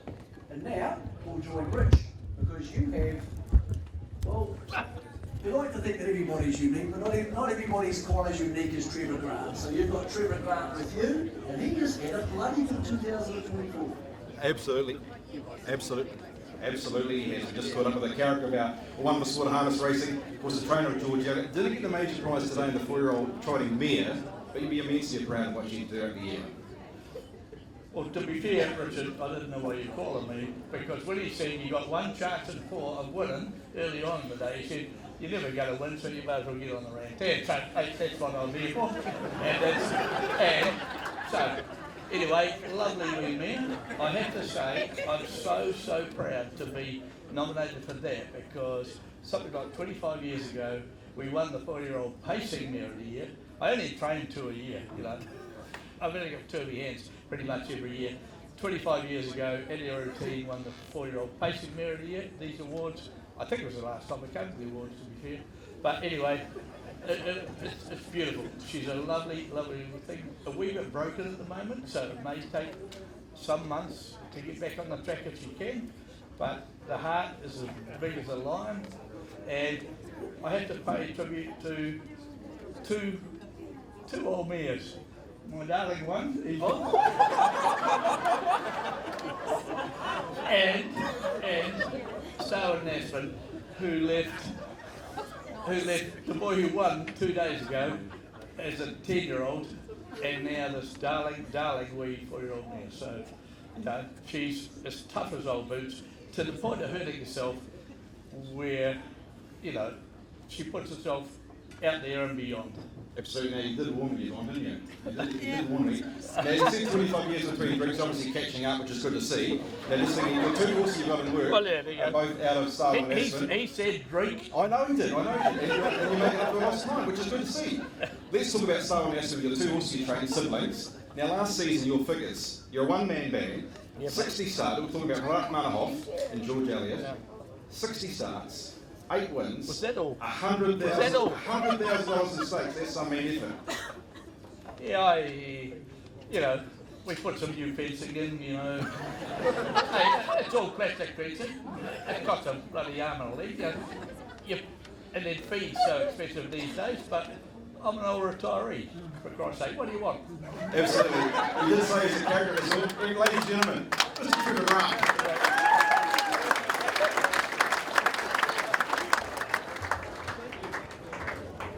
Just for a little treat later on, an hour and a half, we'll check back in with Trev to see how he's getting on. Catch that on Facebook. Okay. The breeders also sponsor the Pacing Broodmare of the Year. John Mooney is here. John, thanks for everything you've done the last 18 months, mate. You've been a bloody paragon. I know Brad is rapt to have you standing alongside him in the team at Harness Racing New Zealand. You, of course, are here to represent the national body. These are the girls who produce the absolute superstars. The contenders for Pacing Broodmare of the Year are Alchemist, Cullen Who, Imaginary Bet, Oh Baby, and Start Dreaming. The winner of the Pacing Broodmare of the Year is Imaginary Bet.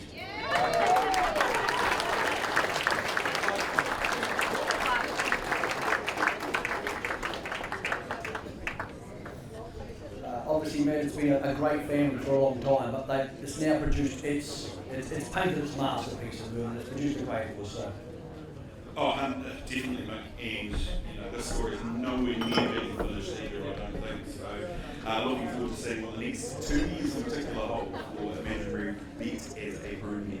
Congratulations, guys. Well done. It's sometimes a painful game, the breeding game. And up to the talking about breeding and how hard it is to have success in it and the patience it takes. We're now up to the breeder of the year. I think you might have a wee conversation to have first, Mick, in relation to a certain young individual sitting in the room that might be visiting from America at the moment. Oh, is that right? I didn't see his skinny frame walk in. Is it Dexter Dunn here? Is there anybody here who's won a couple of US driving premierships? If there is, can you please stand? In fact, anybody in the room who's won the US Drivers Premiership, please stand up. Please, anybody? No takers? No? No, I think he's going to stand up. I can see him over there somewhere. Hello, Dex. Hi, brother. Just stand up so everybody can see you. You're a national.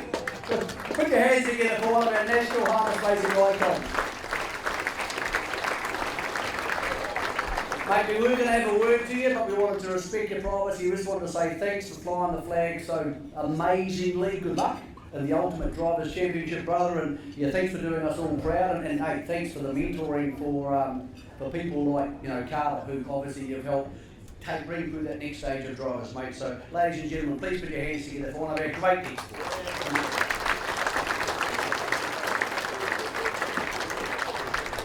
It's come a long way from the little boy that I used to babysit in Westport, Mick, that's for sure.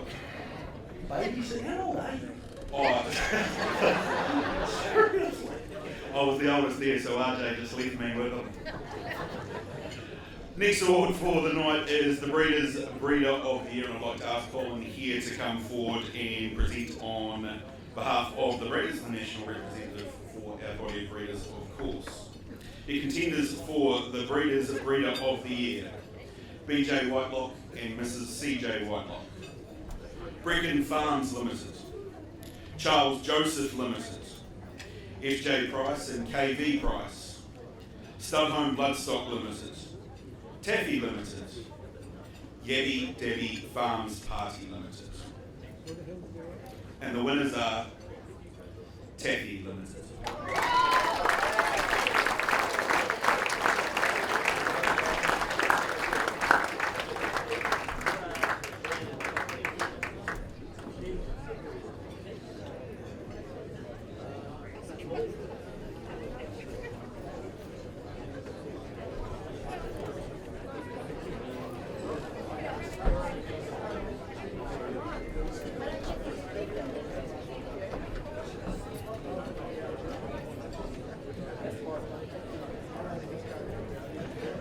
Boy, that's the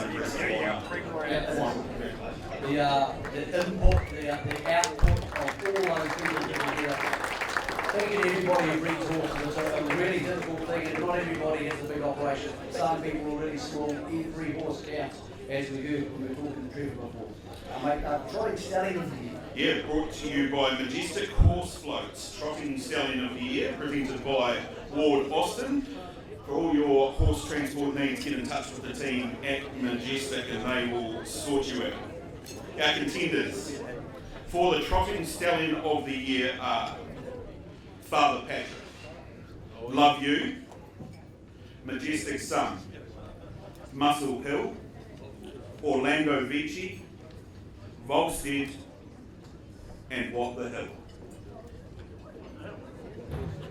Your winner of the Majestic Horse Floats Trotting Stallion of the Year is not just one. It is a joint award this year, Volstead and Majestic Sun.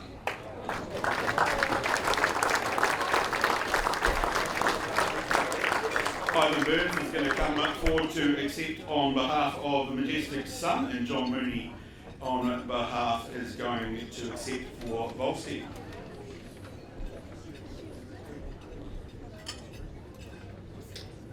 Yeah, it's obviously remarkable too to think, this is obviously voted on by the breeders, and these two wonderful horses, one probably at the back end of his career, but he's still leaving great horses, Majestic Sun, and Volstead, who's just that new wave and that new speed.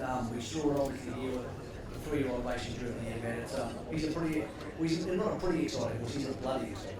Yeah, not to be detrimental to Majestic Sun, but it is a bit of the old and the new, isn't it? It's a bit like me and you, Mick.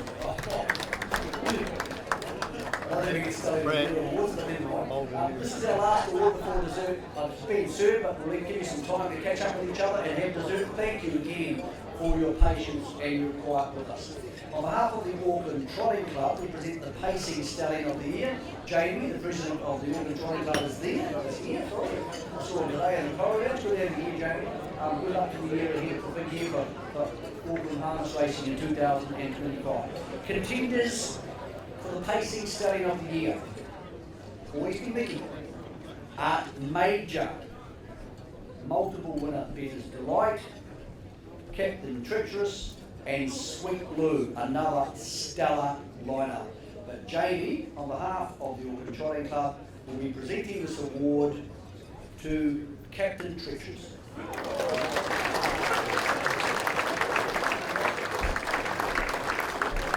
Colin, I believe, will accept this on behalf, or he may be outside getting a photograph taken for the last award, so I think he may be. Jamie, if you want to run that to Colin at some stage and get a photograph of it, just quickly before you go.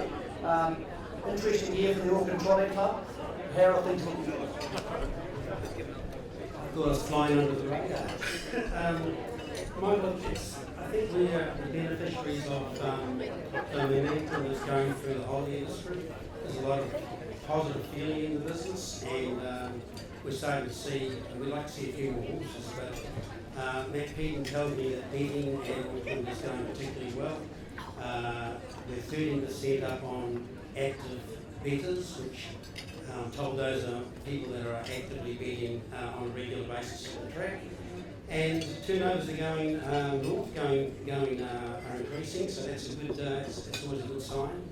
And I suppose the sales coming up this weekend will be another test, and we're hoping that there'll be a lot of people there investing in future horses of tomorrow, and they all want to race them at Alexander Park. Thank you, Jamie. Good luck for the year that lies ahead for the ATC. It's obviously a crucial part of the strategy in harness racing growing in this country. We'll take a break, enjoy your dessert, and we'll come back shortly with some Ember draw and also some of our big award winners to captain.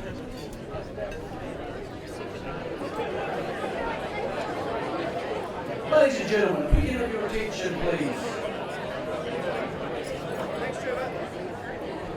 Thank you.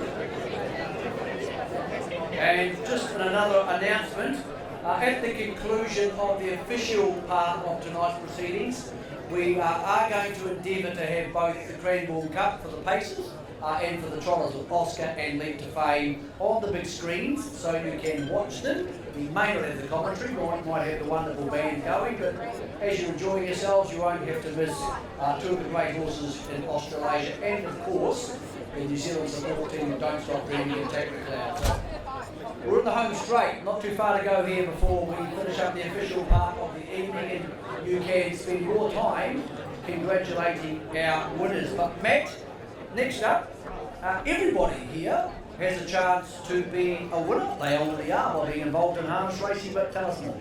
Yeah, so we've got two special draws to make. Now, no one had to enter into either of these competitions. You are literally in the draw just for being here tonight. We've got Courtney and Kay from HRNZ up here on the stage who are going to make the two draws. The first is for the driver's suit, courtesy of Brizzy. Courtney's going to draw that one out. Now, you don't have to come up if you win this particular prize. We're going to find out who the winner is.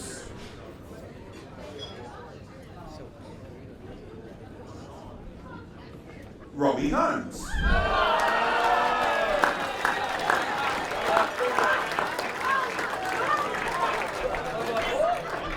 Robbie, you don't have to come up, but we will get you the model in your new suit. No, I'm joking. Courtney will come and see you shortly. The second of our draws for the night is the hamper draw. Again, you were entered into this draw just for being here this evening. And the second name out of the bowl, winning the hamper,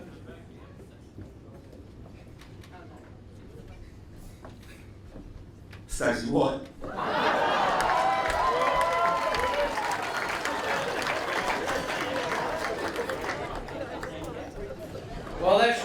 harness racing's reputation, hasn't it? I didn't draw it. Can I have a look at the piece of paper? Actually, couldn't go to a better cause. Congratulations, Stacey. Yeah, well done to you, Robbie. Good to see a young guy starting out his career get a new driver's suit. Alright, let's get out to more awards. These ones cost a little bit more to be involved in because this one is the Addington Raceway Owner of the Year. We've all paid owners' bills and trainers' bills. We know what they're like, but these people have found that pot of gold at the end of the rainbow. The rainbow sometimes is very, very long. John Hartnell will present on behalf of Addington. Thank you to Addington for a wonderful 2024. To Simply Red and the team, well done getting the new lights in, Brian. It's going to be fantastic. Looking forward to an even better 2025. Finalists for the owner or owners of the year. Some big players here. Brecon Farms, Montana Park, the Kennards, Glenison Phil, Patterson Brothers Racing Syndicate, and Stonewall Stud Limited. Just think where our industry would be without those groups of people. So thank you for everything you have done. The Addington Raceway Owner of the Year is Montana Park Proprietary.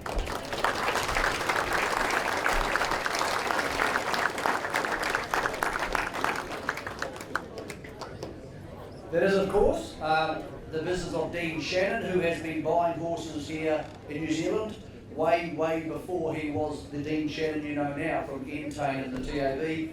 Katrina Purden, with of course Barry and Scotty training the majority of Dean's horses in the country, and a remarkable impact he's having on harness racing in many facets now. But of course the main horse of that is Merlin Mac, but there's so many others, and good, bad, win, lose, he seems to take it on the stride. He does. I had the pleasure of meeting Dean at Omakau on the 2nd of January for the first time, and couldn't help but be impressed by the way that he was looking upon New Zealand harness racing. We are in really good hands at the moment. Our next award for the night is the Southern Harness Leading Junior Driver of the Year. Jason Broad, of course, is such a big part of Southern Harness. Come forward.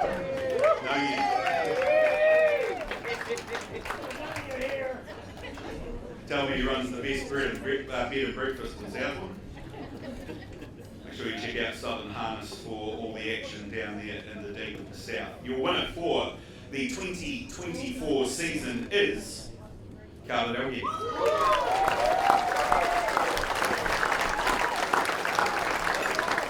Republican Party, nicely clear with 150 metres left to travel. Then Dalton Sharp, Charlie Brown. But Republican Party gives Carla Delgate another moment to remember. Republican Party first. Carla, 12 months ago you were standing about here telling everyone that your nickname's the Bomb. I think you showed us in the last 12 months that you certainly live up to that nickname, because it's been a bomb of 12 months. You have dominated. Thanks for that, Matt. Yeah, it's been a hell of a year. 12 months ago, standing up here to get this trophy, you haven't pitched yourself. Obviously wasn't plain sailing at the end of the year. Had your time over in America where you honed your craft and learned a few new tricks and tips of the trade from some of the best in the world. Talk us through that last couple of months, because you come back, had Sam Thornley and Wilson House who were absolutely flying, and they'd stolen a bit of a march on you. Was there a point at any time where you sort of went, gee, I'm not going to catch these guys? To be honest with you, I never really told myself that I couldn't do it.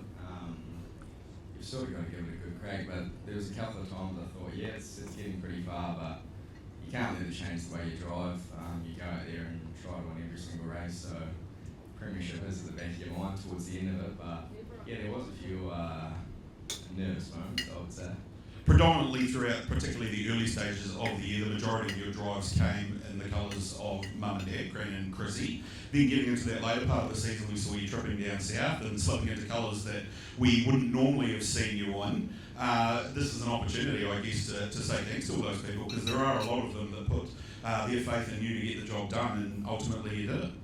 Yeah, that's exactly right. I drove for trainers this year that I've never driven for before, and I just want to give a big thanks to the trainers that put me on every week. And when I do travel, you pick up one here and there, but those are the ones that count, you know. So thanks to all those people, and yeah, I hope you haven't bad. One more thing, Ultimate Drivers Championships not too far away. How amped are you to get over to Albion Park and take on some of the best in the world? Yeah, I've been excited for this for a long time, and I think it's only a week and a half away to come up against some of these guys. It's going to be awesome, so if I can get it done for New Zealand, it'll be a pretty big party. I like what you did there, get it done. That might be a bit of fighting talk towards a certain American driver that's sitting down the other side of the room. Is there a bit of banter going on between you two already? Oh, 100%, but I'm just going to smoke him, so. That's the sort of confidence that wins your junior drivers premierships. Your leading junior driver for 2024, Carter Calgary. We jest, Michael, but the similarities between those two particular people are quite scary sometimes, particularly when it comes to the ability when sitting behind a horse. I'm sure Dix could pull off the mop. Not many people can pull off the golden mop here. It's the trademark. It's something very special. And it's been a breath of fresh air to our industry.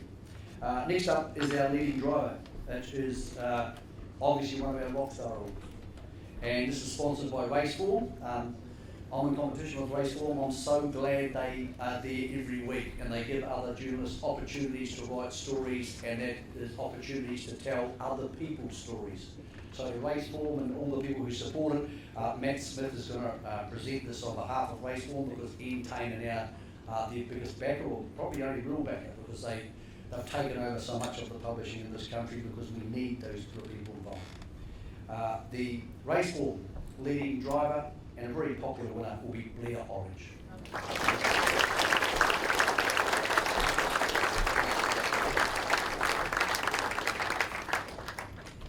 Pretty hard to argue, Matt. I mean, we've got some great drivers in this country, but Blair has been relentless over the last decade. Tell you what, I reckon the year's going a bit greyer, because he keeps looking at the premiership table each week and sees Harrison's not that far behind him. It's these two again. Duchess Meg's a treacherous baby's gone to it. Put her head in front, and it's treacherous baby for the Neville Yard final. And Orange, he loved it. A rare show of emotion from the country's best. I say you've been relentless for the last 10 years. Sometimes I turn on the TV and I'm like, where are you today? You're in Chicago, you even still make the occasional trip up north. You've obviously all over Canterbury. What keeps you going, mate? What drives you to still want to not just go to work, but to perform to the same level it seems to be about 360 something days a year?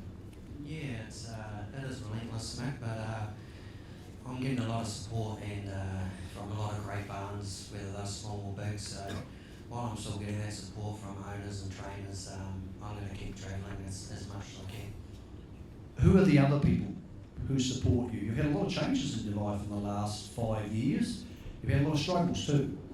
Who's enabled you to be able to go on the track and do your job? Well, the doctor. No, I've had a lot of great support behind me.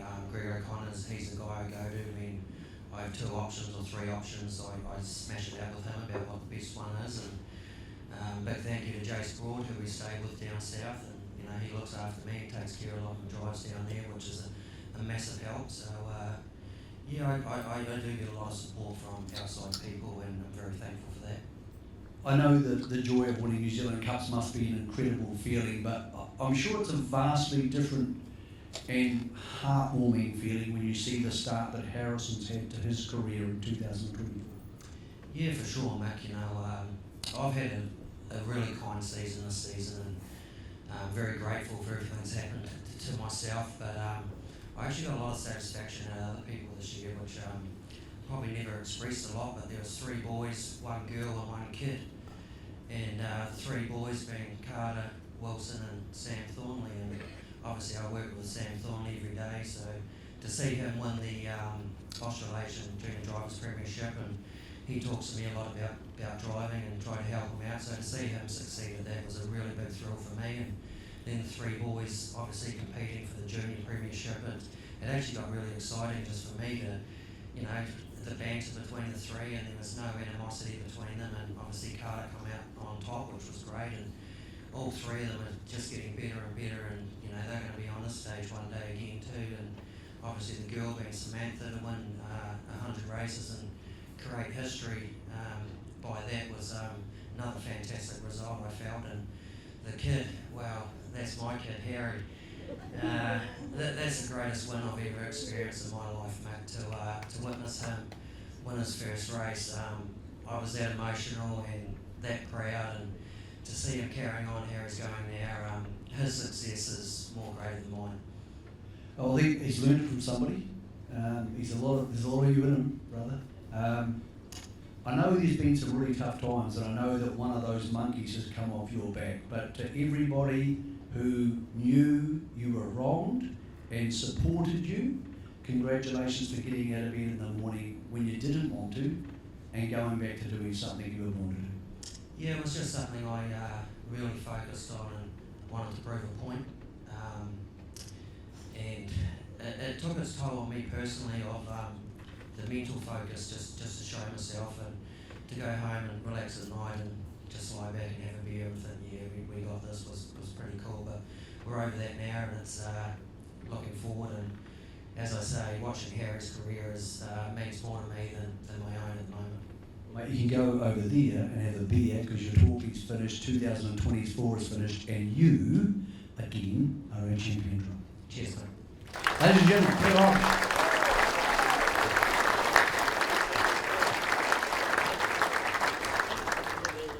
The Commodore Hotel was a huge part of our lives in harness racing. You can't think of the Commodore without hearing Patterson Boys. You can't think of Patterson Boys without thinking about the Commodore. They sponsor our leading trainer, so Michael is up here to present that. Great place to stay. We all know that. It's part of our harness racing lives. The leading trainers for 2024 are Robert and Jenna Dunn.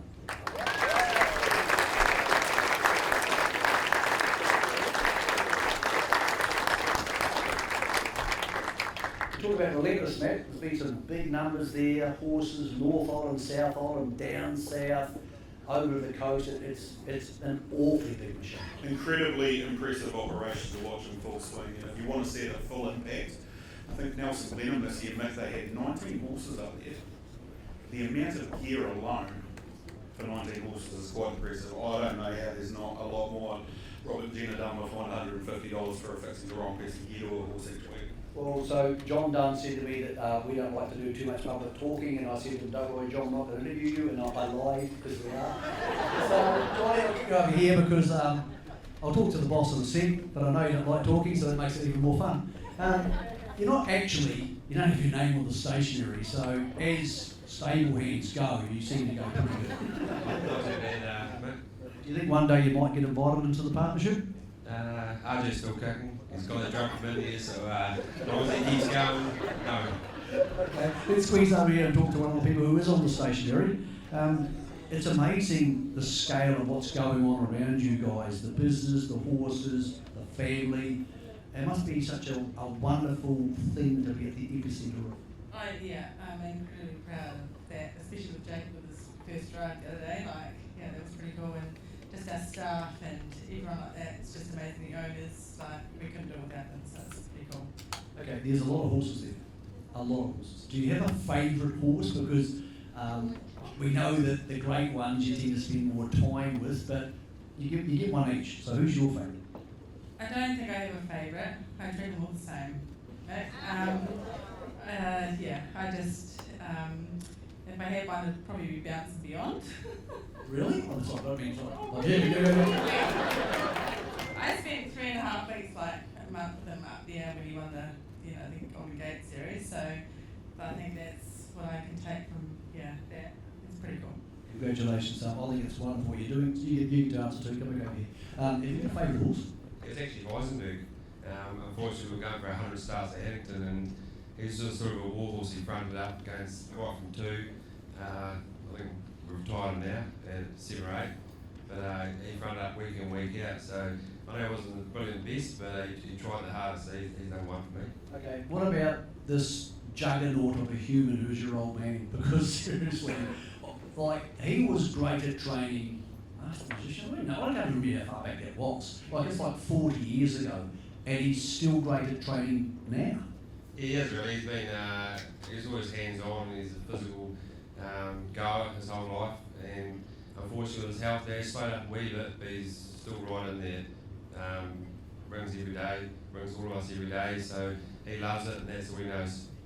Gina mentioned your boy starting out, you got your mum here tonight, you got Dex here tonight. It must be such an awesome feeling to win this award, but so many people who in different ways have helped you get to it, all the three of you together, I'll bunch you together, here tonight. Oh, definitely. Great mum's turned up. RJ's watching probably. Dex is back from America, so it's great to spend time with him. He's here, and yeah, very proud of me and Gina to stand up here and get the award. Congratulations to you both, and long may it.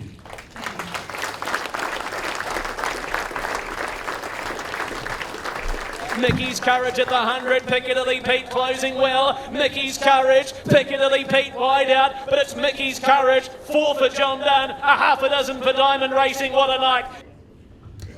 For a couple of people that don't really like talking in public, they did pretty well, didn't they? Oh, they did. Bouncing beyond, yeah, coming. Oh, I did. Yeah. You can tell that Gina has a soft spot for that. Anyway, speaking of trotters, Woodland's Stud Trotter of the Year. We've asked Stacey White to waddle up here once again to present this award. No wonder your old man doesn't like you. Seriously. Contact Woodlands for all your breeding requirements. Is that a pun? I'm just Oh, God. later. We just give this award away, please. Anyway, it has been, 2024 was an incredible 12 months for trotters. From start through to finish, we saw some incredible performances from right at the youngest of age groups right up to the ultimate Group 1 level. Your 2024 Woodland Stud Trotter of the Year is Just Believe.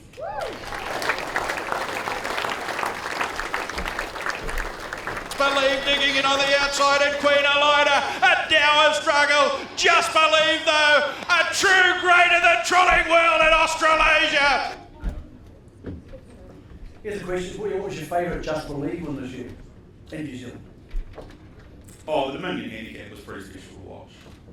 Very special. I actually like the TW trot race more. Both were amazing. And I said it before, you go and look at Harry in the stables, and I think I even said to Greg the first time you brought him to the cup trials, I said, oh, it's good you brought the GP, where's the trotter? And he goes, no, that's him there. And then from watching him get geared up to walk out onto the track at Addington through the little freeway where they walk out from the stables, it wasn't the same horse, I'm certain of it, because he looked 10 foot tall and bulletproof, and he went out there and did the job. And to you all, thank you so much for bringing your incredible trotter to New Zealand so that we could witness him in the flesh. And I know I saw a video of him the other day having a bit of a scratch behind the ear from Greg, and he looked pretty happy in his retirement, so all the best to him for the future as well.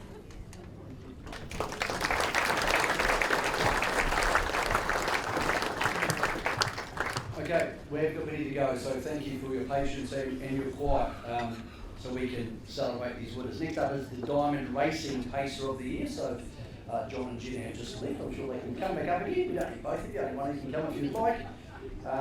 And the Pacer of the Year, obviously all the Pacers who have already won an award tonight are eligible for this. So it encompasses all ages and both sexes. The Diamond Racing Pacer of the Year, sponsored by Robert, Gina and John, goes to Merlin.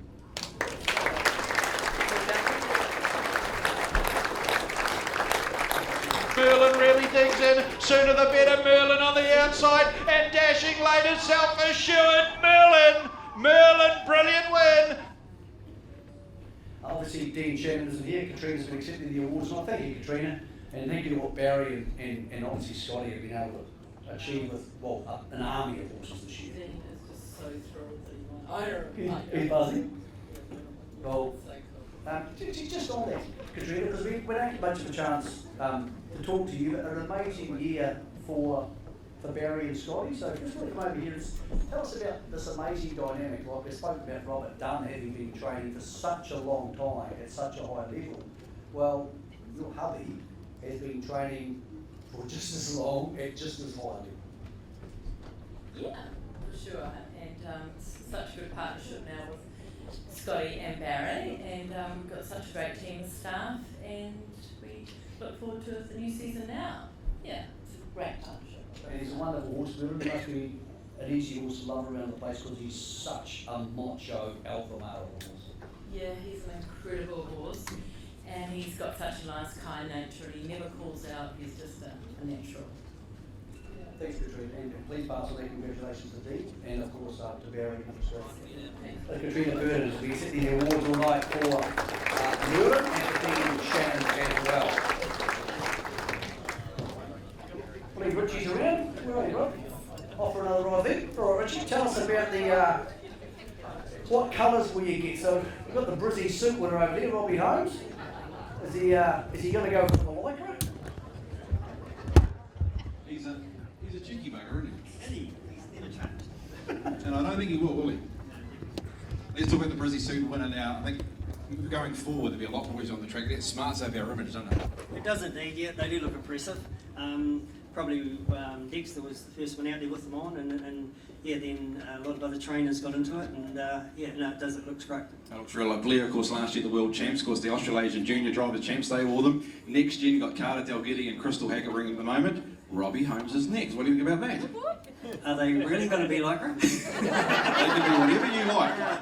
Okay, we'll make a call later on. Yeah, I'm probably going to have to mount a few more gallopers at the moment because they're out of work at the moment, but I tell you what, they take the weight off you, so you probably look good after that. Well, bloody good, I like it. Now, what are you going to go with? The red with the black or the black with the white spot with the Equine Investments? That's a decision you're going to make. Carla, what do you reckon? Hamish is a wee bit too superstitious to change the colours. So that must be the red with the black. I guess so, yeah. I've always wanted Hamish to go with the black with the silver fern, or the kiwi even. That would have represented him well, but he's so superstitious he won't change it. Is that right? Won't change at all? Not if you twist it. Look what I've got. I've got a pair of lycra. What do you reckon, Hamish? Will he say no? Well, he'll say, and this will be straight from his mouth, I'm thinking, but so long as I'm not wearing them, that'll be fine. That'll be right too. But Robbie, I reckon you look great, and congratulations winning the Brizzy suit. Thanks very much, Richie. There's Robbie Holmes, ladies and gentlemen. Back to the double M's. And Mick for the next award. One of the great guys of harness racing, Robbie, so mate, good to see you get a win. It'll be a bit of fun to see what you come up with. Next up, there's an award which goes to a group of people, and they're a group of people who encapsulate so much of the effort that goes into harness racing. A lot of it's unpaid, and a lot of it is not only voluntary, but it's incredibly taxing. So I'm going to welcome forward, this is the Harness Racing New Zealand Club Merit Awards. Both Brad is here, and of course Grant Gerald, the chairman of Harness Racing New Zealand. Guys, great to have you on stage. I'd like to welcome to the stage, and we're going to have a quick chat to all the people involved, but if you can put your hands together at the end of these names for the people, you can please welcome up our joint winners, and this acknowledgement runs right around the country. So please welcome to the stage Dan Lynch, Graham Cinnamon, Janice Mantongaroo, Jeanette Storial, John McDonald, Mary Coleman, and Peter Larkin. They are the winners of the Harness Racing New Zealand Club Merit Awards. If we can get you all to come up to the stage. And Matt will have a quick word with you. I hope you're all here, because this is an acknowledgement not only of your work, but the work that your clubs have put together. And I think it's a great initiative to see everybody respected at that level. All right, this is going to be a learning curve for Matthew and I. We've learned about your efforts this year. Some great names up there. Dan, we'll start with you. So Dan, if you want to join the man over there. Dan became involved in harness racing in Ashburton, and then later on moved to Palmy. And I'll tell you what, Palmy's been through some tough times in harness racing lately, Matt, but gee, I tell you what, hasn't it bounced back? It has, and it's because of people like Dan. Dan, can you talk us through what the last couple of years have been like, being a part of obviously the racing action up at Manawatu, and how much work's gone in behind the scenes to get things back on track, and things are obviously looking up at the moment? I'd say, like most of the country, it was really challenging. When the report came out from HRNZ saying that all harness racing in the Lower North Island was being stopped and would not be starting again. So we had to swing into action, a group of us, and present a case on its merits to HRNZ, who listened to us and restored harness racing back to the Lower North Island. We've got extra dates. It's a challenge. We really appreciate those trainers that were prepared to come north and support us, and those from those further north that will come south and support us. We know it's a track down, but the size of our fields ensures that around about 50% of the horses that line up at our track will get some money, and then they get to do it a day later than normal. No, just the fact we're also, some of you will be aware, we've got new lights on the boat coming, new lights, new poles coming to the track to brighten it up, and we've also just relayed the track, and we've got other plans to improve the place as well. But hey, there's a determined group there that are really determined to make this place work. I'm going to ask everyone the same question to finish off, and it's obviously because of people like these people we've got on stage that harness racing can continue. So Danny, why do you do what you do? I think it's the reason that everybody's in this room. At some point somebody has said, do you want to drive a horse? Do you want to be involved with a horse? And really coming from Ashburton, you either got involved in harness racing or you didn't. Yeah, that's pretty fair. I know a few people from Ashburton. Congratulations, Dan. Next, I'd like to welcome Graham forward. Of course, Graham is synonymous with Central Otago trotting, and man, it's one of those tracks or occasions that's become part of our folklore in recent years. After what happened to the wonderful Ricky May and the amazing story after that. But it's one of those places that if you haven't been, people say you must go, so much so that, as you mentioned, the Dean Shannons, the Ken Rogers of the world, actually went to Omakau for a day this year, just because everybody should go there once. Graham, congratulations.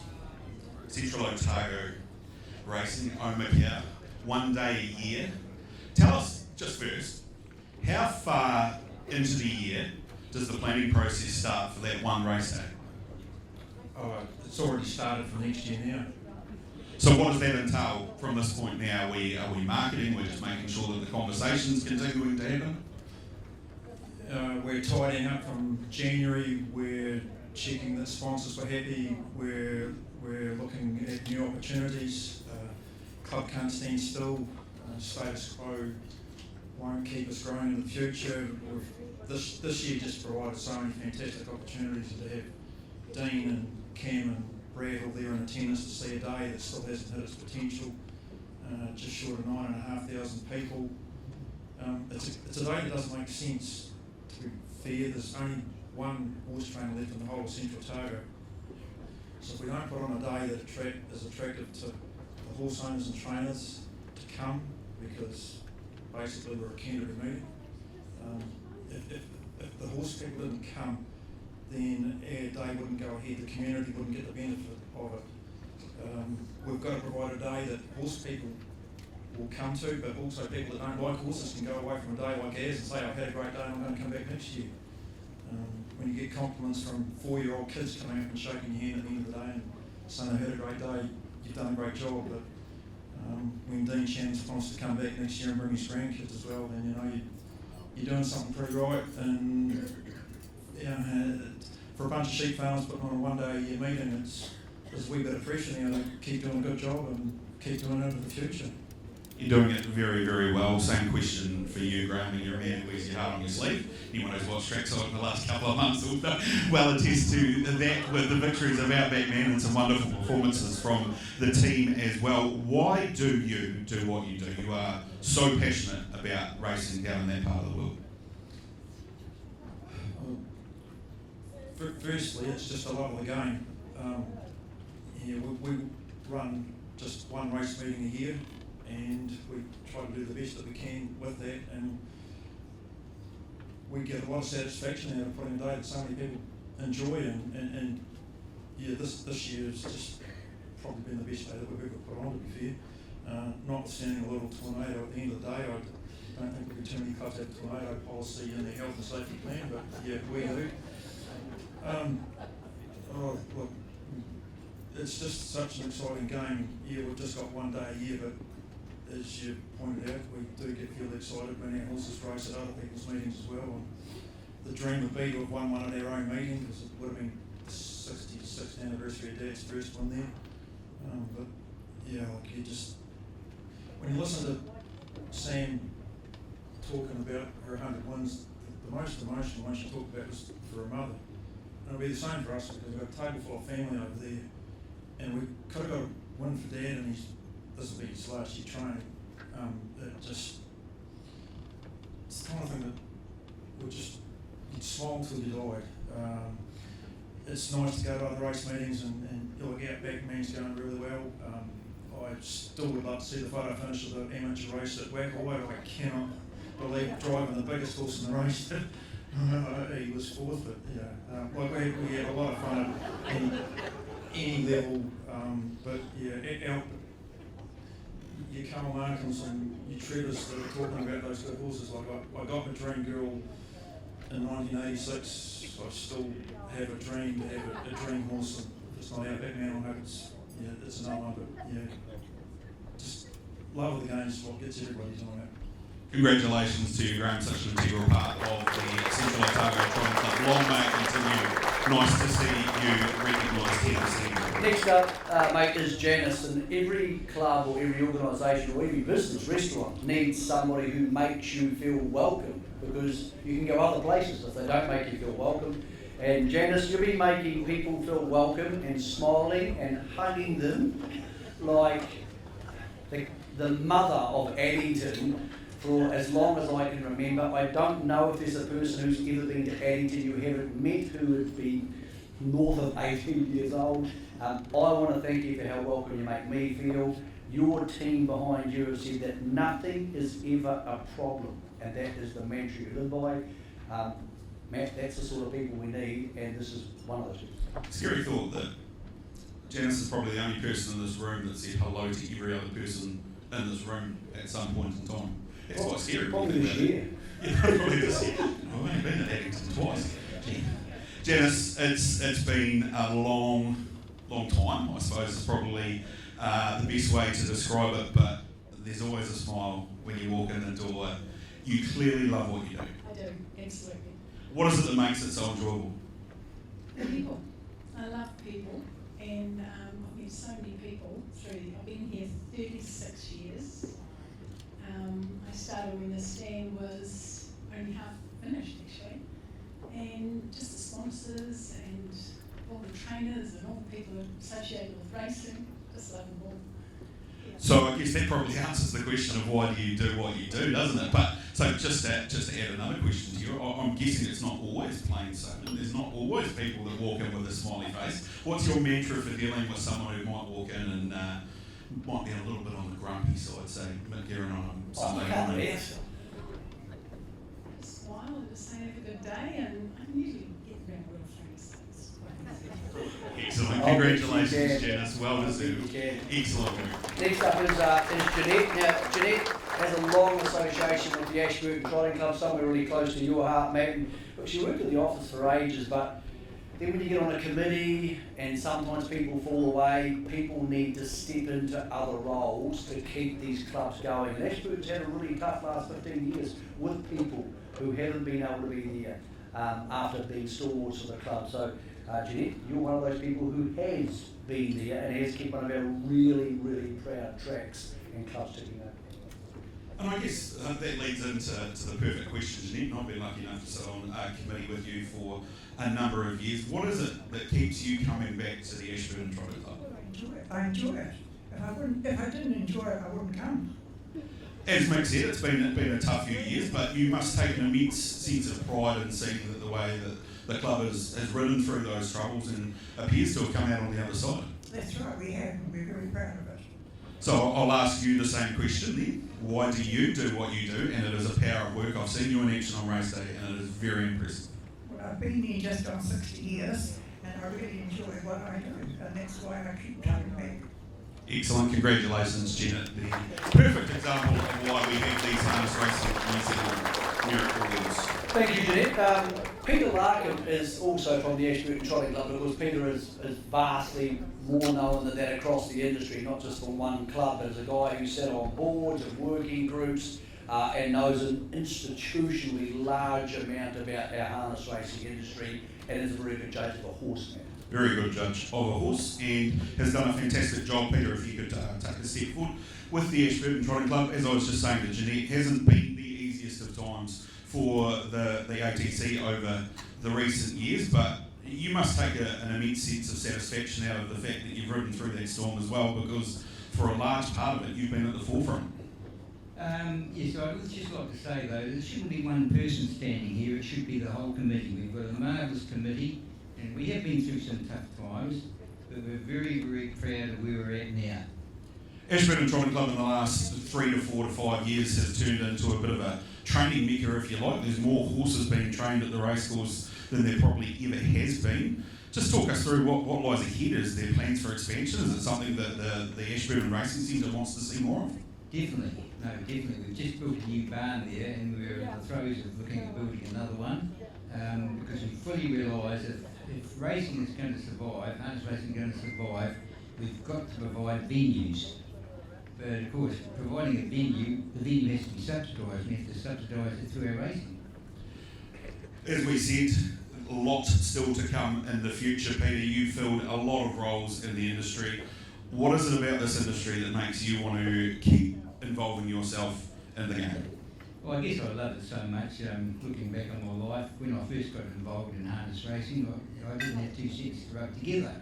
And I guess from that point on, which was when I left school, I've never worked a day in my life. And even when we're involved in the club now, I still feel I never work a day. Congratulations. I enjoy it so much. I just enjoy it so much. Congratulations, Peter. Very well deserved. Roger, Peter. Next up is John. Next up is John McDonald, and it would be redundant for me to pass on to Matt any information about John McDonald, but for those of you, I'll let you Methven boys talk about this. 30 years on the committee, at the track most days. I hear Matt, you'll know a lot more about this man than I do. Word on the street is that one of the driver's rooms has a bed in it that's Johnny Max. He lives there that much. So actually, all only when he gets kicked out of home. tracks in the country should have one of those. It's a bloody good idea. Johnny, I'm going to start with one question, because I've seen you fill multiple roles at the Methven Trotting Club over the years. Is there a job that you haven't done yet? Haven't been judged. Well, we can fix that. We'll make sure that happens. We can sign you up. But Methven's been such a huge part of your life. Harness racing's been a huge part of the family's life, obviously, hailing back to the days down in the deep south and the lights as well. You just love the industry, don't you? Yeah, I do. Yeah. It's a very, very good industry there. Hell of a lot of nice people. And it looks like we're starting to go ahead again. What is it about the Methven Trotting Club that seem to be one of the more progressive clubs in the country when it comes to promoting their meetings? They get good crowds along. What is it do you think that makes perhaps it stand out? We've got quite a diverse committee that are very, very committed to making Methven better each time. And that's what it is. One question for you, because I know that you handle a lot of the booze orders for the race day. What's the most popular beer sold at the Methven racecourse on an average meeting? Probably Summit Ultra takes over. Congratulations, Johnny Mack. A job very, very well done over many, many years at the Methven Trotting Club. And of course, mate, the Mount Hutt Trotting Club, who run the workouts and trials. Give that a plate given on the president. It is one of the most unique places. It's a special part of what we do. And the last of our recipients, and there's so many more people in the industry who do similar things to the people we're talking to on stage here. It's so cool to have this opportunity. Mary Coleman. Mary, of course, is the immediate past president of the Kapiti Coast Harness Racing Club. Mary had so many jobs and so many roles. She actually devised Trotnik, which was a picnic at the trot, which is a bloody good idea in the 90s, by the way. And you've been involved in all aspects of it. So Matt is going to ask you what you love about it the most. I'm looking forward to finding out. Yeah, first question, Horada to the Kapiti Coast. How do we get there? Well, grew up in Garfield, and my parents and uncles were on the Horror Trotting Committee, going right back, so I did understand a lot about harness racing going way back then. So our family, as many families did, had an interest in harness racing, and I always remember our father and his brother's first horse called Yarrowby Park at one at Nelson. I remember Mum running out to the bus to tell us the horse club. We were 9-year-old then. So it's been a lifetime since then. Now, smaller clubs that only race on maybe the one or two occasions throughout the year, there's a lot of people probably sitting in the room who won't realise just how much work goes in. So from your perspective, it is a massive undertaking to host a race meeting, isn't it? Yes, for 40 years. Yeah. Yes, so as Nick said, been through all the challenges, and if it didn't have the volunteer team to do these annual meetings, it wouldn't happen. But however, the pleasure you get from the people you meet, the show that you put on, and you do it continuously, which I find is an incredibly important role to make sure racing gets exposure. When we went to Otaki, it was called the Otaki Trotting Club. And it was almost World War III when I decided that was a good idea for the future to call it the Kapiti Coast Harness Racing Club. So, you know, that was, I was in the 30s then, that was a change. So I always believed in future change. And also got great support from people, sponsors forever, the community. And we mentioned that Dropnik, we had 10,000 people came to that at Otaki every year until then. Other coast thought it was a better idea for them to have it. But truly, over all of those years, to see generations of people, especially Tristan Hackett here tonight, to see her grandparents and people who used to support her meeting those early days, that's a family affair. I'm judging by the way that you're speaking, Mary, that the passion has not subsided in one little bit. In fact, is it getting bigger? Yes, well, we had our first 2-day meeting about 3 weeks ago. We went into recess for 5 years, you know, prior to COVID, etc. And we were very grateful for the new people on decision-making things to award us the 2 days back in January. The whole committee and the whole town and everybody really supported it. And I don't think people really realise how many people do support the event. So we'd just like to think we could grow it, get more horses at the event, and we're all going. Congratulations, Mary, a very deserving winner of one of our Harness Racing New Zealand Merit Awards. Ladies and gentlemen, put your hands together for our 7 winners of the Harness Racing New Zealand Club of Merit Awards: Dan, Graham, Janice, Janine, of course, John, Mary, and Peter Larkin. 7 thank yous to you, and thank you to all the work you do that brings joy to so many other people. We have 3 more awards to go, and then we are done. And you can relax and celebrate and enjoy, watch some racing, and have a drink. Matt, well done. Really good interviews, mate. It's great to have you here tonight and taking care of that sort of stuff. These are people whose stories you deserve to hear. Next up is these are very special awards. These are the Unsung Hero Awards. They're sponsored by, we talk about the young guns here, the Wago Collection, which of course is the brand. Just in a couple more minutes, and I promise we'll let you free into the evening, and whatever stand they may hold for you. For Wago Collection, of course, sponsored by Carter Dalgety, so we'll get Carter to come up. Now this is an award which goes to 2 sets of winners. One is a couple and one is a person who cannot be here. So first we are going to announce one of the winners who cannot be here tonight. This is an Unsung Hero Award, and it goes to one of the really good guys of Northern Harness Racing. He's a trainer, he's a driver, he's very professional, but he's part of the Breeders, the Trainers, Drivers Association. He's in steering groups and handicapper meetings. He's got a job away from the track. He's always looked after people with amateur racing, and anytime Alexander Park needs horses to come to the track for promotions, he is that guy. He's a wonderful bloke. He takes horses all around the country. So one of our Unsung Hero winners, and I'll read something from him because he cannot be here, but please put your hands together for Jay Abernethy.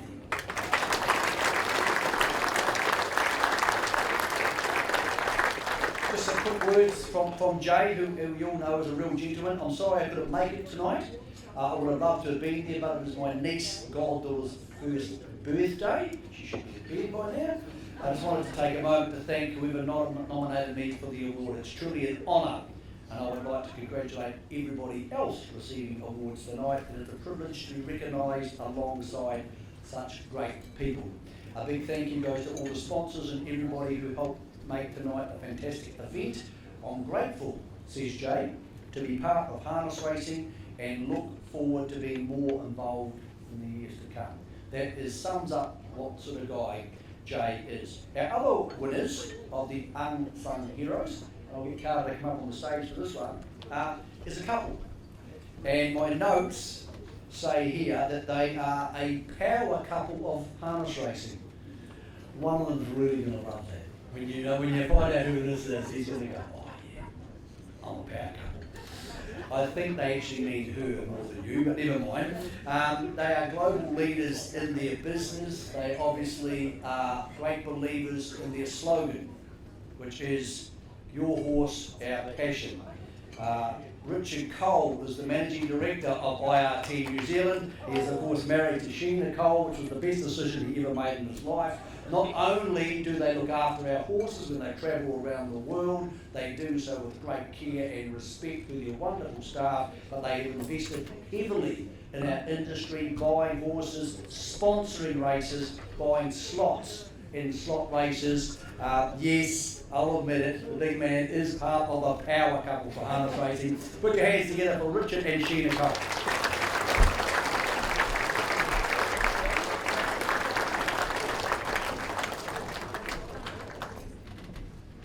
Come here, I'm not supposed to talk to you for too long, but I'll squeeze in between you powerful people here. I always want to be part of a power couple, how does that feel? About that, I have to say, I'm incredibly humbled, I have to say. Power couple usually means rich older dude with hot wife. Alright, good night. He's a unique one, you're a fella, but you're a unique couple because you just seem to love going to the races, like Showday, for example. You won the slot race, it was bloody cold, it wasn't a lot of fun being outside, and everybody seemed to be having a ball.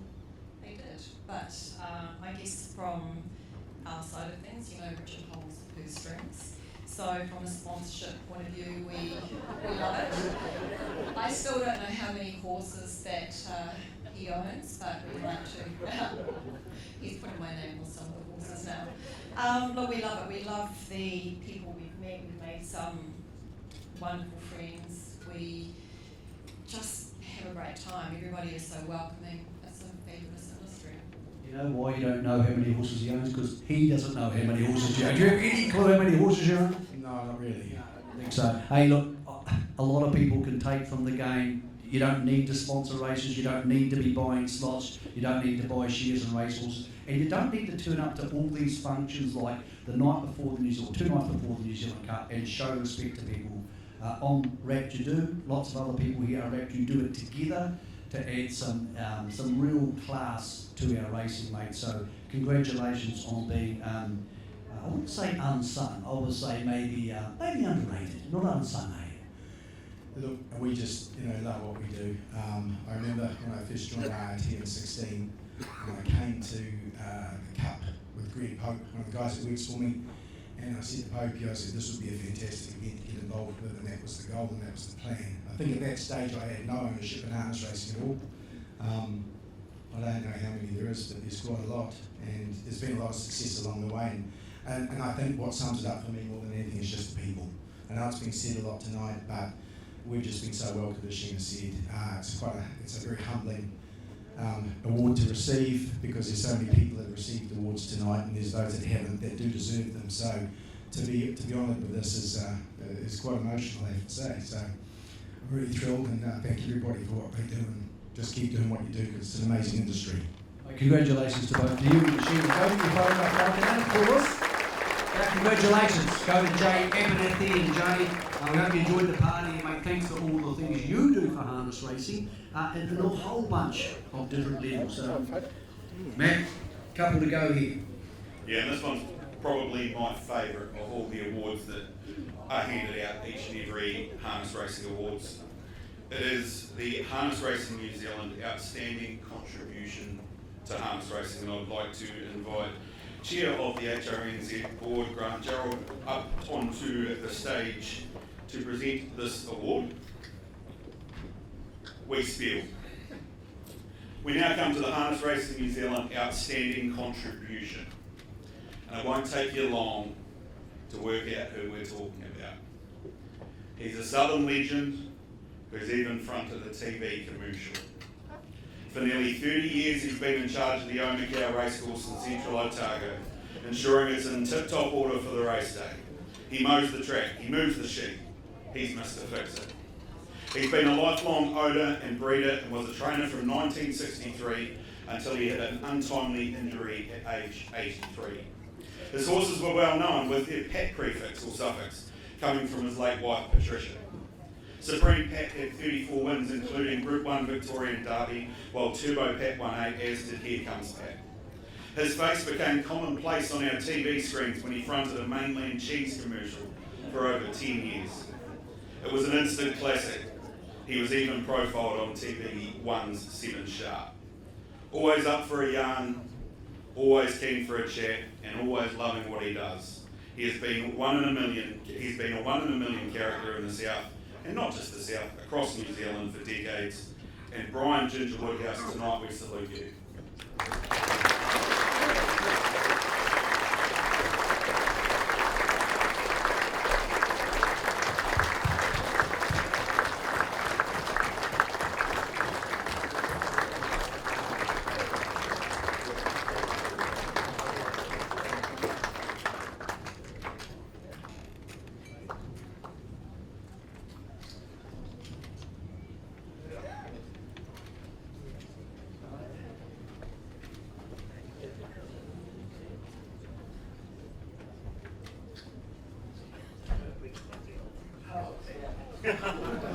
Don't look at me like that.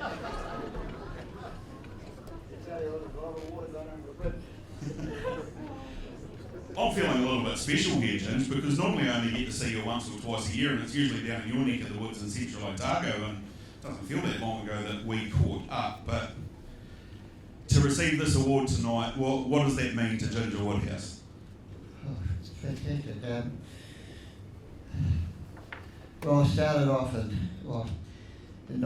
hey, is anybody around here, has anybody seen the 1948 New Zealand Trotting Cup?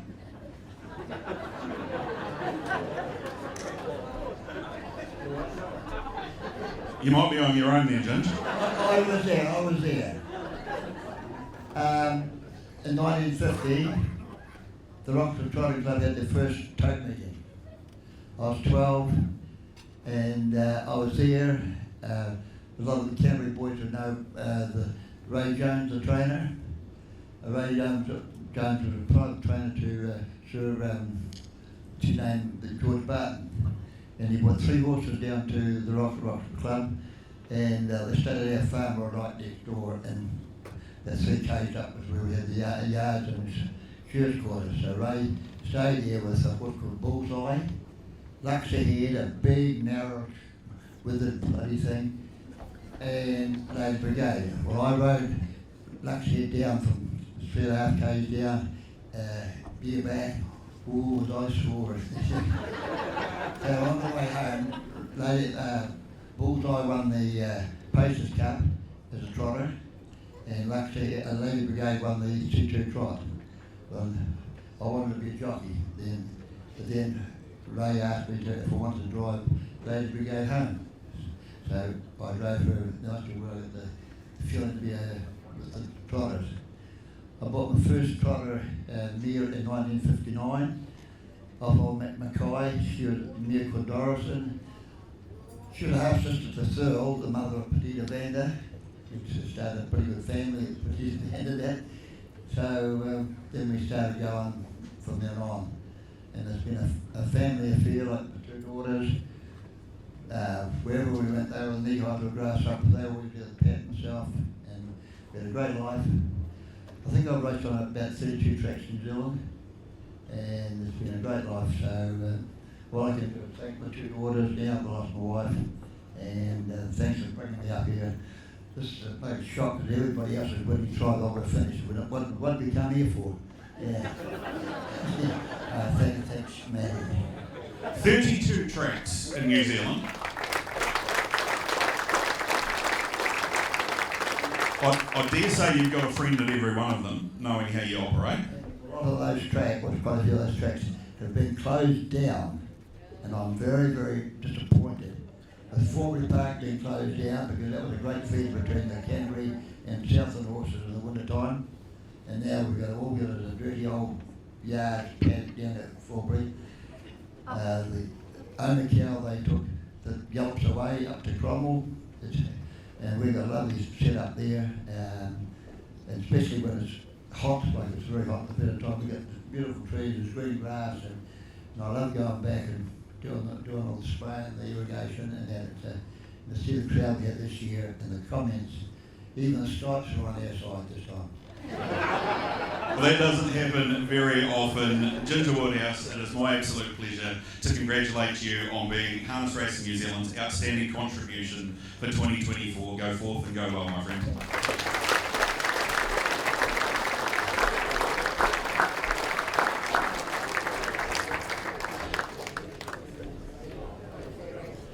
I tell you what, Michael Guerin, every time you go down to that Cromwell meeting at Omakera, you're going to have to make an appearance at some point soon. You will find Ginge leaning on his side by side, going around the track, making sure everything is perfect. And if you don't catch up with him at Omakera, he'll be at Roxburgh. What he actually forgot to mention in that story, and I'm pretty sure I'm right in saying this, when he went to that Roxburgh meeting at the age of 12, Ginge, you'll just nod your head. I'm pretty sure you joined the committee off that visit too, didn't you? You joined the committee off the back of that Roxburgh visit too, didn't you? I started working with the Roxburgh Trotting Club in 1950. All the buildings are all concrete. The 12-year I cut all the water because there was no water on the course, and the hydro has been built then, and each Christmas they had 6 weeks off, and they'd bring their machinery down, and that's how all the toilets, everything made straight solid concrete, and it never blow away. There you go. Started working with the Roxburgh Trotting Club at the age of 12. A true gentleman of our sport, Michael Guerin, Ginger Woodhouse.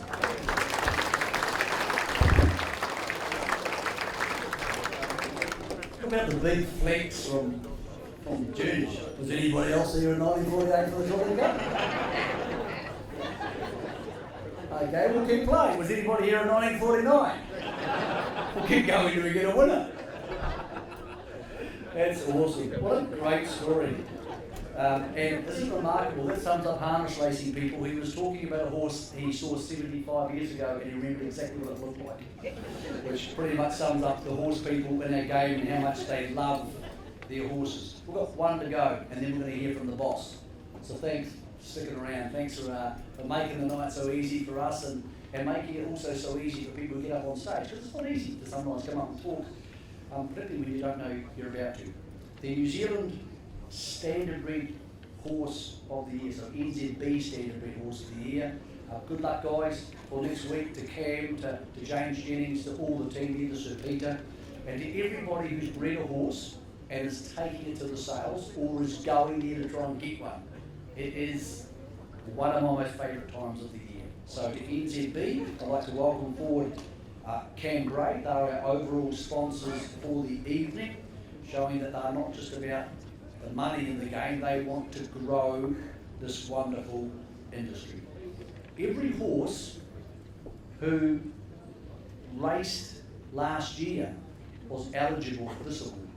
This is the horse of the year. This is the absolute star of harness racing in 2024. So all the horses who won tonight, but you don't just have to be a category winner.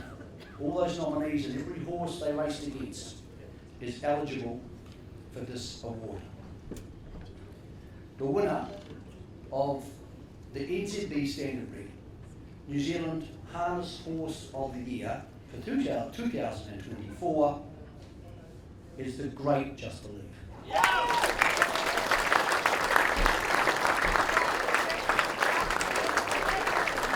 150 to go, Just Believe. He's 5 lengths in front from Mighty Logan. Then came on the outside Oscar Bonavina. But the pride of Australia, now a legend of our sports, Just Believe wins the Dominion by 2.5 lengths from Mighty Logan.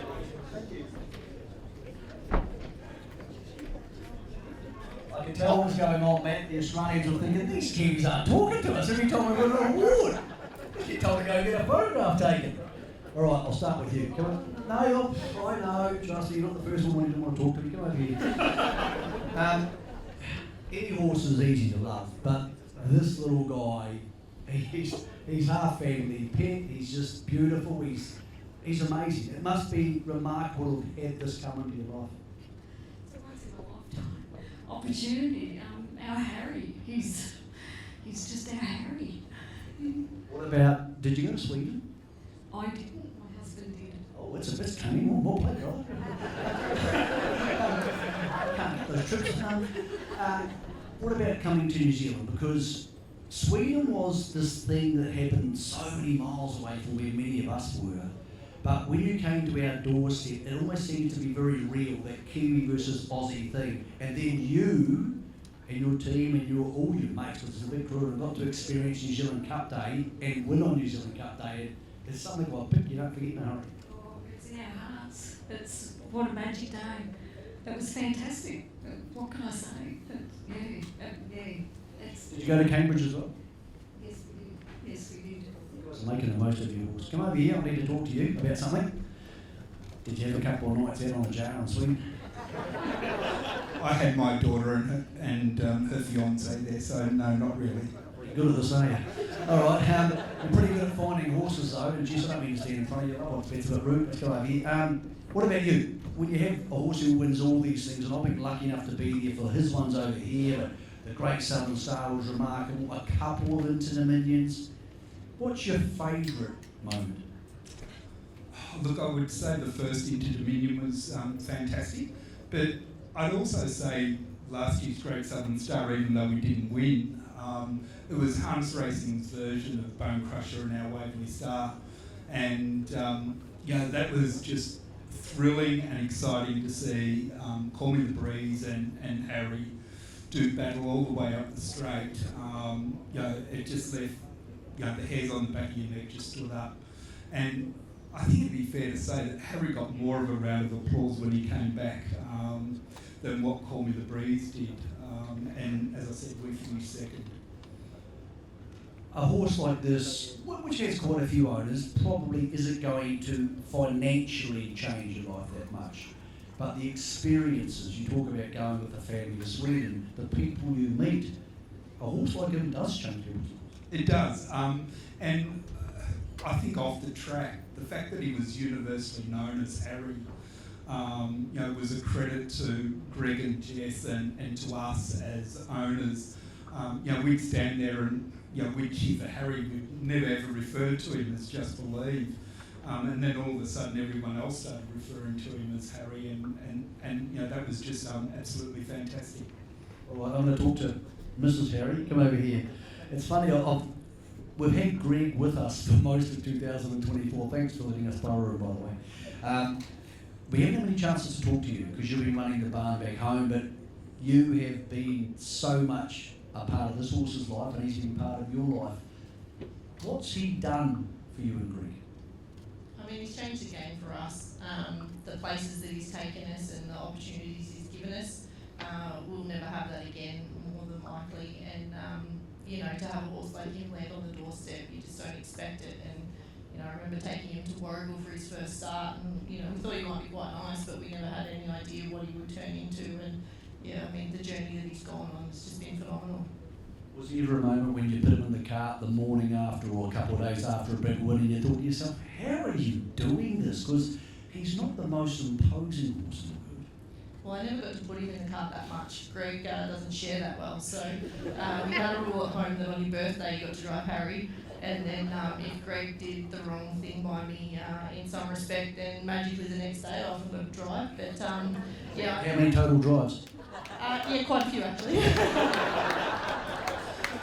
It must be amazing when you sit behind a horse like him, because he is little, but he's just all racehorse. I know you can't see inside them, but gee, you must be a bit tickler in them. Oh, his heart must be huge.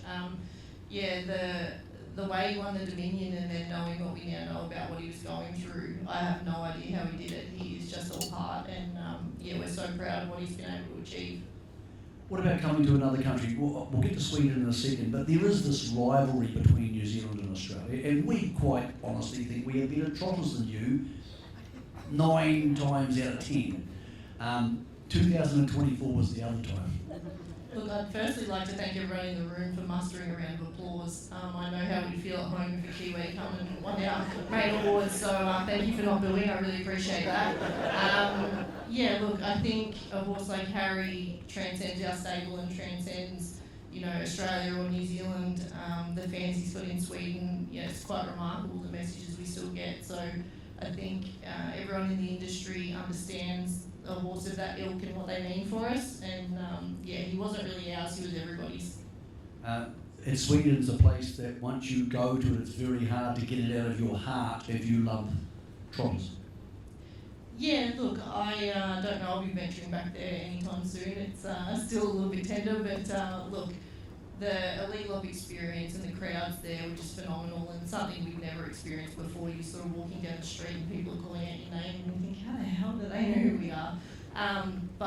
It was a different experience and something we'll be forever grateful for, and I think now that the curtain sort of closed on his career, we're already starting to be a bit more sentimental with looking back on the moments that we did get to share with him. Even small things that you have no control over and you don't even dream you're going to be part of. I believe Harness Racing Victoria naming, I think it's the Australasian Trotters Champs or the Trotting Grand Prix, the Just Believe Trotting Grand Prix. That never happens. No, it's very cool. They announced that on Hunter Cup night, and that was a really special thing to hear, and they sort of tossed up between calling it the Just Believe or the Just Believe Grand Prix, and they agreed to leave the Grand Prix on there because it has those European connotations. So, it's really special to have that, and in years to come for that to be the race that hopefully we'll have runners in. Okay, everybody up here gets to have a favourite race. A lot to choose from. What was your favourite one? I really liked his Great Southern Star heat win. Oh, sorry, not win. When he won the Great Southern Star, he ran a place in the heat, and the way he did that was just remarkable, and I think that was one of his gutsiest performances. The Inter-Dominion in Melbourne will always be really special. We have a lot of friends and family there, so you sort of never think you're going to win an Inter-Dominion. So I'll always remember that. But he gave us so many along the way. All right, what's Harry do with himself now? Does he get up nice and late? Doesn't set the alarm clock, just mucks around? Does he look after the babies? What's his life look like? He's pretty furious about his retirement, to be honest. He was at our place and standing at the gate pouring constantly, so we used to bring him in every day and wash him and give him a brush and that, and every time you walk past him with the saddle, he'd sort of lunge towards you like, yeah, my turn now. So he's actually at Yogi Dam now. They're not working horses there at the moment, so it's a little bit more chill for him. But I know Greg called in on the way home from the races the other day to see him and had a very tough time leaving him behind and had a bit of a tear in his eye. So you become very attached to them, and we do miss having him at home, but ultimately what we've said the whole way along is that his welfare comes first and whatever we think is best for him at the time. So for now, that's what's good for him. One reason you mentioned people, and I know you were joking, but not booing, is because Greg and you have lent yourself to us so well, not just here, but for many years, you and Greg are people who have worked bloody hard, and some horses weren't as good as others, and I think the biggest compliment I can pay you is that every person in this room and every person I've spoken to about Just Believe are thrilled that you guys ended up with them, Jess. So thank you for sharing. Thank you so much, guys. Ladies and gentlemen, the horse of the year for 2024, Just Believe.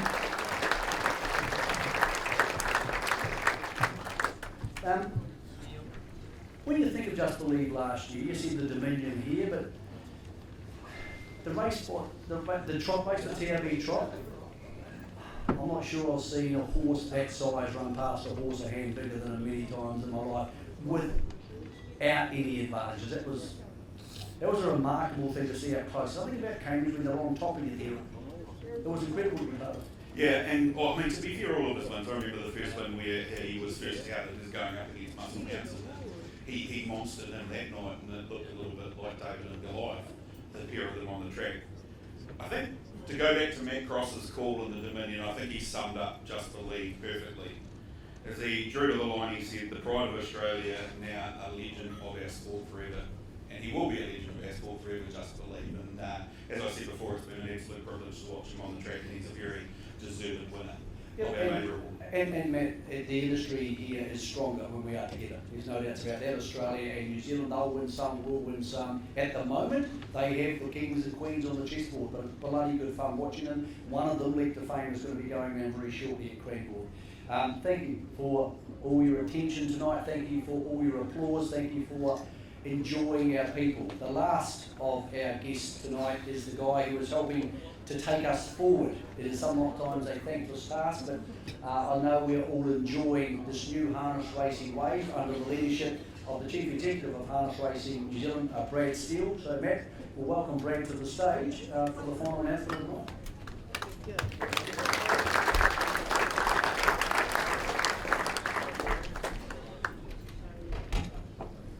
Well, thanks very much, ladies and gentlemen, and I keep saying it is an absolute privilege to attend any harness racing meeting in New Zealand, but particularly to be at this awards night tonight. Just the incredible talent, that New Zealand's got is amazing, and it's part of our role to hopefully better showcase the talent that we've got here in New Zealand over the next period of time.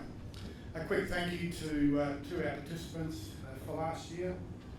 You've heard about the travel, the long hours. We do sincerely appreciate everything that you do for our industry. Without our trainers, our drivers, our stable hands, our breeders, our punters, our owners, our fans, we can't put this show on. So on behalf of Harness Racing New Zealand, a big thank you for everything that you continue to do for our industry. Also to acknowledge the sponsors tonight, New Zealand Bloodstock, to Cam and his team. Thank you very much for sponsoring tonight, and to also all the other sponsors that have contributed tonight. It's certainly greatly appreciated. Also thanks to Addington for the great service tonight, really appreciate it. It's not over yet. But also to my team at HRNZ, Emily, Richard, Dave, all the team. Thank you very much. Courtney, fantastic. We had a few little issues recently, but Courtney handled with great aplomb. So thank you to the Harness Racing New Zealand team for everything you've done to put on the show tonight. Thank you.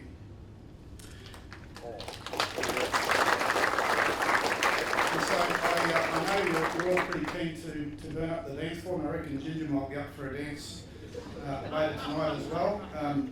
And there's just one award that I'd like to present, and it's actually not listed in any of the in the agendas, and it wasn't in Matt and Mick's agenda as well. So, but before I do that, also, fantastic work from Matt, Mick, and Richard tonight from hosting the event. It's been fantastic. So, congratulations to you guys. But tonight, we'd like to present the inaugural Long Reign Award, a special honour given to individuals whose contribution to harness racing have endured over decades, actually more than 25 years in this case, and leaving a lasting impact on the sport. It's a tribute to dedication, passion, and commitment to the betterment of our industry. It's an absolute honour to stand before you tonight as we celebrate a true champion of harness racing.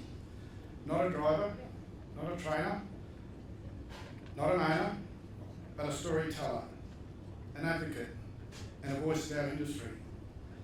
In harness racing, we talk a lot about champions, horses and drivers who dominate the track, but behind the scenes, there are other champions who give their time, their expertise, their opinions, and their energy to ensure that harness racing remains strong, vibrant, and relevant.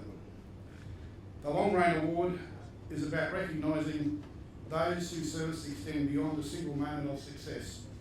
It's about longevity, resilience, and the ability to keep making a difference year after year. And few embody those qualities better than the person that we're about to honour tonight. So for over 25 years, Michael Gearin has been more than a journalist. He's been a trusted voice, an insightful analyst, and at times an outspoken defender of our sport. Through his work at the New Zealand Herald, Trackside and beyond, He's not only reported on harness racing, he's elevated it. Michael wrote his first nationally published racing article while he was still at school. He started writing for the Herald, I think as a 20-year-old, back in 1990. So if you do the maths, he's about 50, plus a little bit of GST, I suspect. And he became the Herald's racing editor in 1995. Originally from the coast, many tell me today that Michael's more Hugo Boss than Hokey Tika. He's a sim sleeker who enjoys the good things of life, and why not? Michael has shared the highs and lows, the triumphs, the heartbreaks, bringing fans close to the action and giving our sport the respect and attention it deserves. His ability to tell the stories behind the scenes, to make sense of the form, and to connect with both the die-hard fans and casual punters alike has truly been invaluable. His dedication extends beyond the written word. He has been a mentor to young journalists, a trusted confidant to many in the industry, and an unwavering supporter of harness racing's future. His voice has become synonymous with harness racing in New Zealand, and his passion has helped shape the way that our sport is perceived both locally and importantly internationally. In an industry where change now needs to be constant, longevity is rare. To remain at the forefront of harness racing journalism for over a quarter of a century takes not just skill, but an unbreakable love for the sport. Michael's dedication, experience, and unwavering commitment to harness racing makes him the perfect recipient for this award. Michael, your work has informed, entertained, and sometimes frustrated, but inspired thousands over the years. You've been a pillar of this industry, and tonight we say thank you. Now, ladies and gentlemen, before I say a few final words, we're going to show a short film. Hasn't been approved by Michael, but we will show just a short little snapshot, a little montage of the many faces of Michael Guerin. Ladies and gentlemen, I'll just say a few words and then we'll show the film. Please join me in congratulating the recipient of the inaugural Long Reign Award, a true champion of harness racing, Michael Guerin.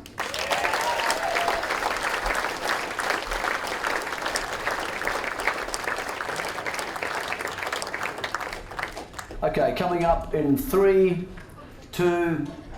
Joining us tonight. Please join us on Sunday, though. Don't miss this one. Super harness racing coming your way. Lyle Creek, live from the Meadowlands in New Jersey. Ask some tough questions from the stipendiary stewards. Hi everybody, welcome to the Guerin Report as usual. Thanks for joining us. 8:30 tonight, your boxing. Oh, yeah! Holiday mode, baby!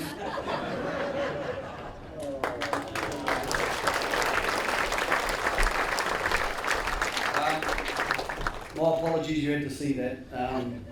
Honestly, I didn't know that was coming, so I'm shocked, and I guess I'm now officially old because I just won a Long Reign Award. So it's been a great pleasure to tell people stories. They're not my stories, they never are. I've got a few photos on the wall, but I do the Guerin Report now. When I got to talk to Ricky May, and I said, do you mind if we show the footage? And he said, yeah, it's cool, you can show it. To have people who admire, trust you with your stories is really important. And I got to, I don't know, Barry Ford, I didn't meet him before. And a couple of weeks ago I was pretty tired, we'd been at Galloping Sales and Barry won a race at Nelson or somewhere with a horse who was 7 years old. And I wrote a story and I thought, you deserve that. You deserve that. And so do lots of other people in this room. So it's not a job, it's something I do which makes money. I wouldn't do it for free because I need the money. But I've made so many friends out of the people in this room, the people I've met. It's taken me on some great trips. It's provided me some wonderful opportunities. But none of those opportunities would be given to me if you wouldn't answer the phone, if you wouldn't come on the radio, come on the TV, if you wouldn't engage in the argument, which hopefully teaches me more and maybe makes you think when I'm right sometimes differently. So, by the way, let's go on the beans just on the Cranwood Trolls Cuff today. Thank you to Harness Racing New Zealand. I don't expect these sort of awards. There's too many people to thank, but the New Zealand Herald has stood by harness racing. A couple of years ago, we got rung up and other publications were saying things that weren't true. And I said to the Herald, we're not going to print that shit. It's not true. I know these people. I know those things aren't true. And the Herald said, fair enough. And if you can do that, if you can get people to trust you and you can take that trust and give it to the community, then we have something we can build on. So Brad, I'm embarrassed to get this award, but thank you very much. The photograph is actually the only photograph of myself I like. It's a photograph of me with a horse, taken by Emily. Means a lot to me, being added to one of my spiritual homes. To everybody who has answered the phone, who has come on the shows, this also from people like Greg and from Jason and Mary Ann, the people who are here, and all the people, Whale, obviously everybody who's presented harness racing over the years. I am accepting this award on their behalf tonight. I hope you've enjoyed your night tonight. We're going to have the band up soon. Again, sorry about that stuff, sorry about the haircuts. Thank you very much.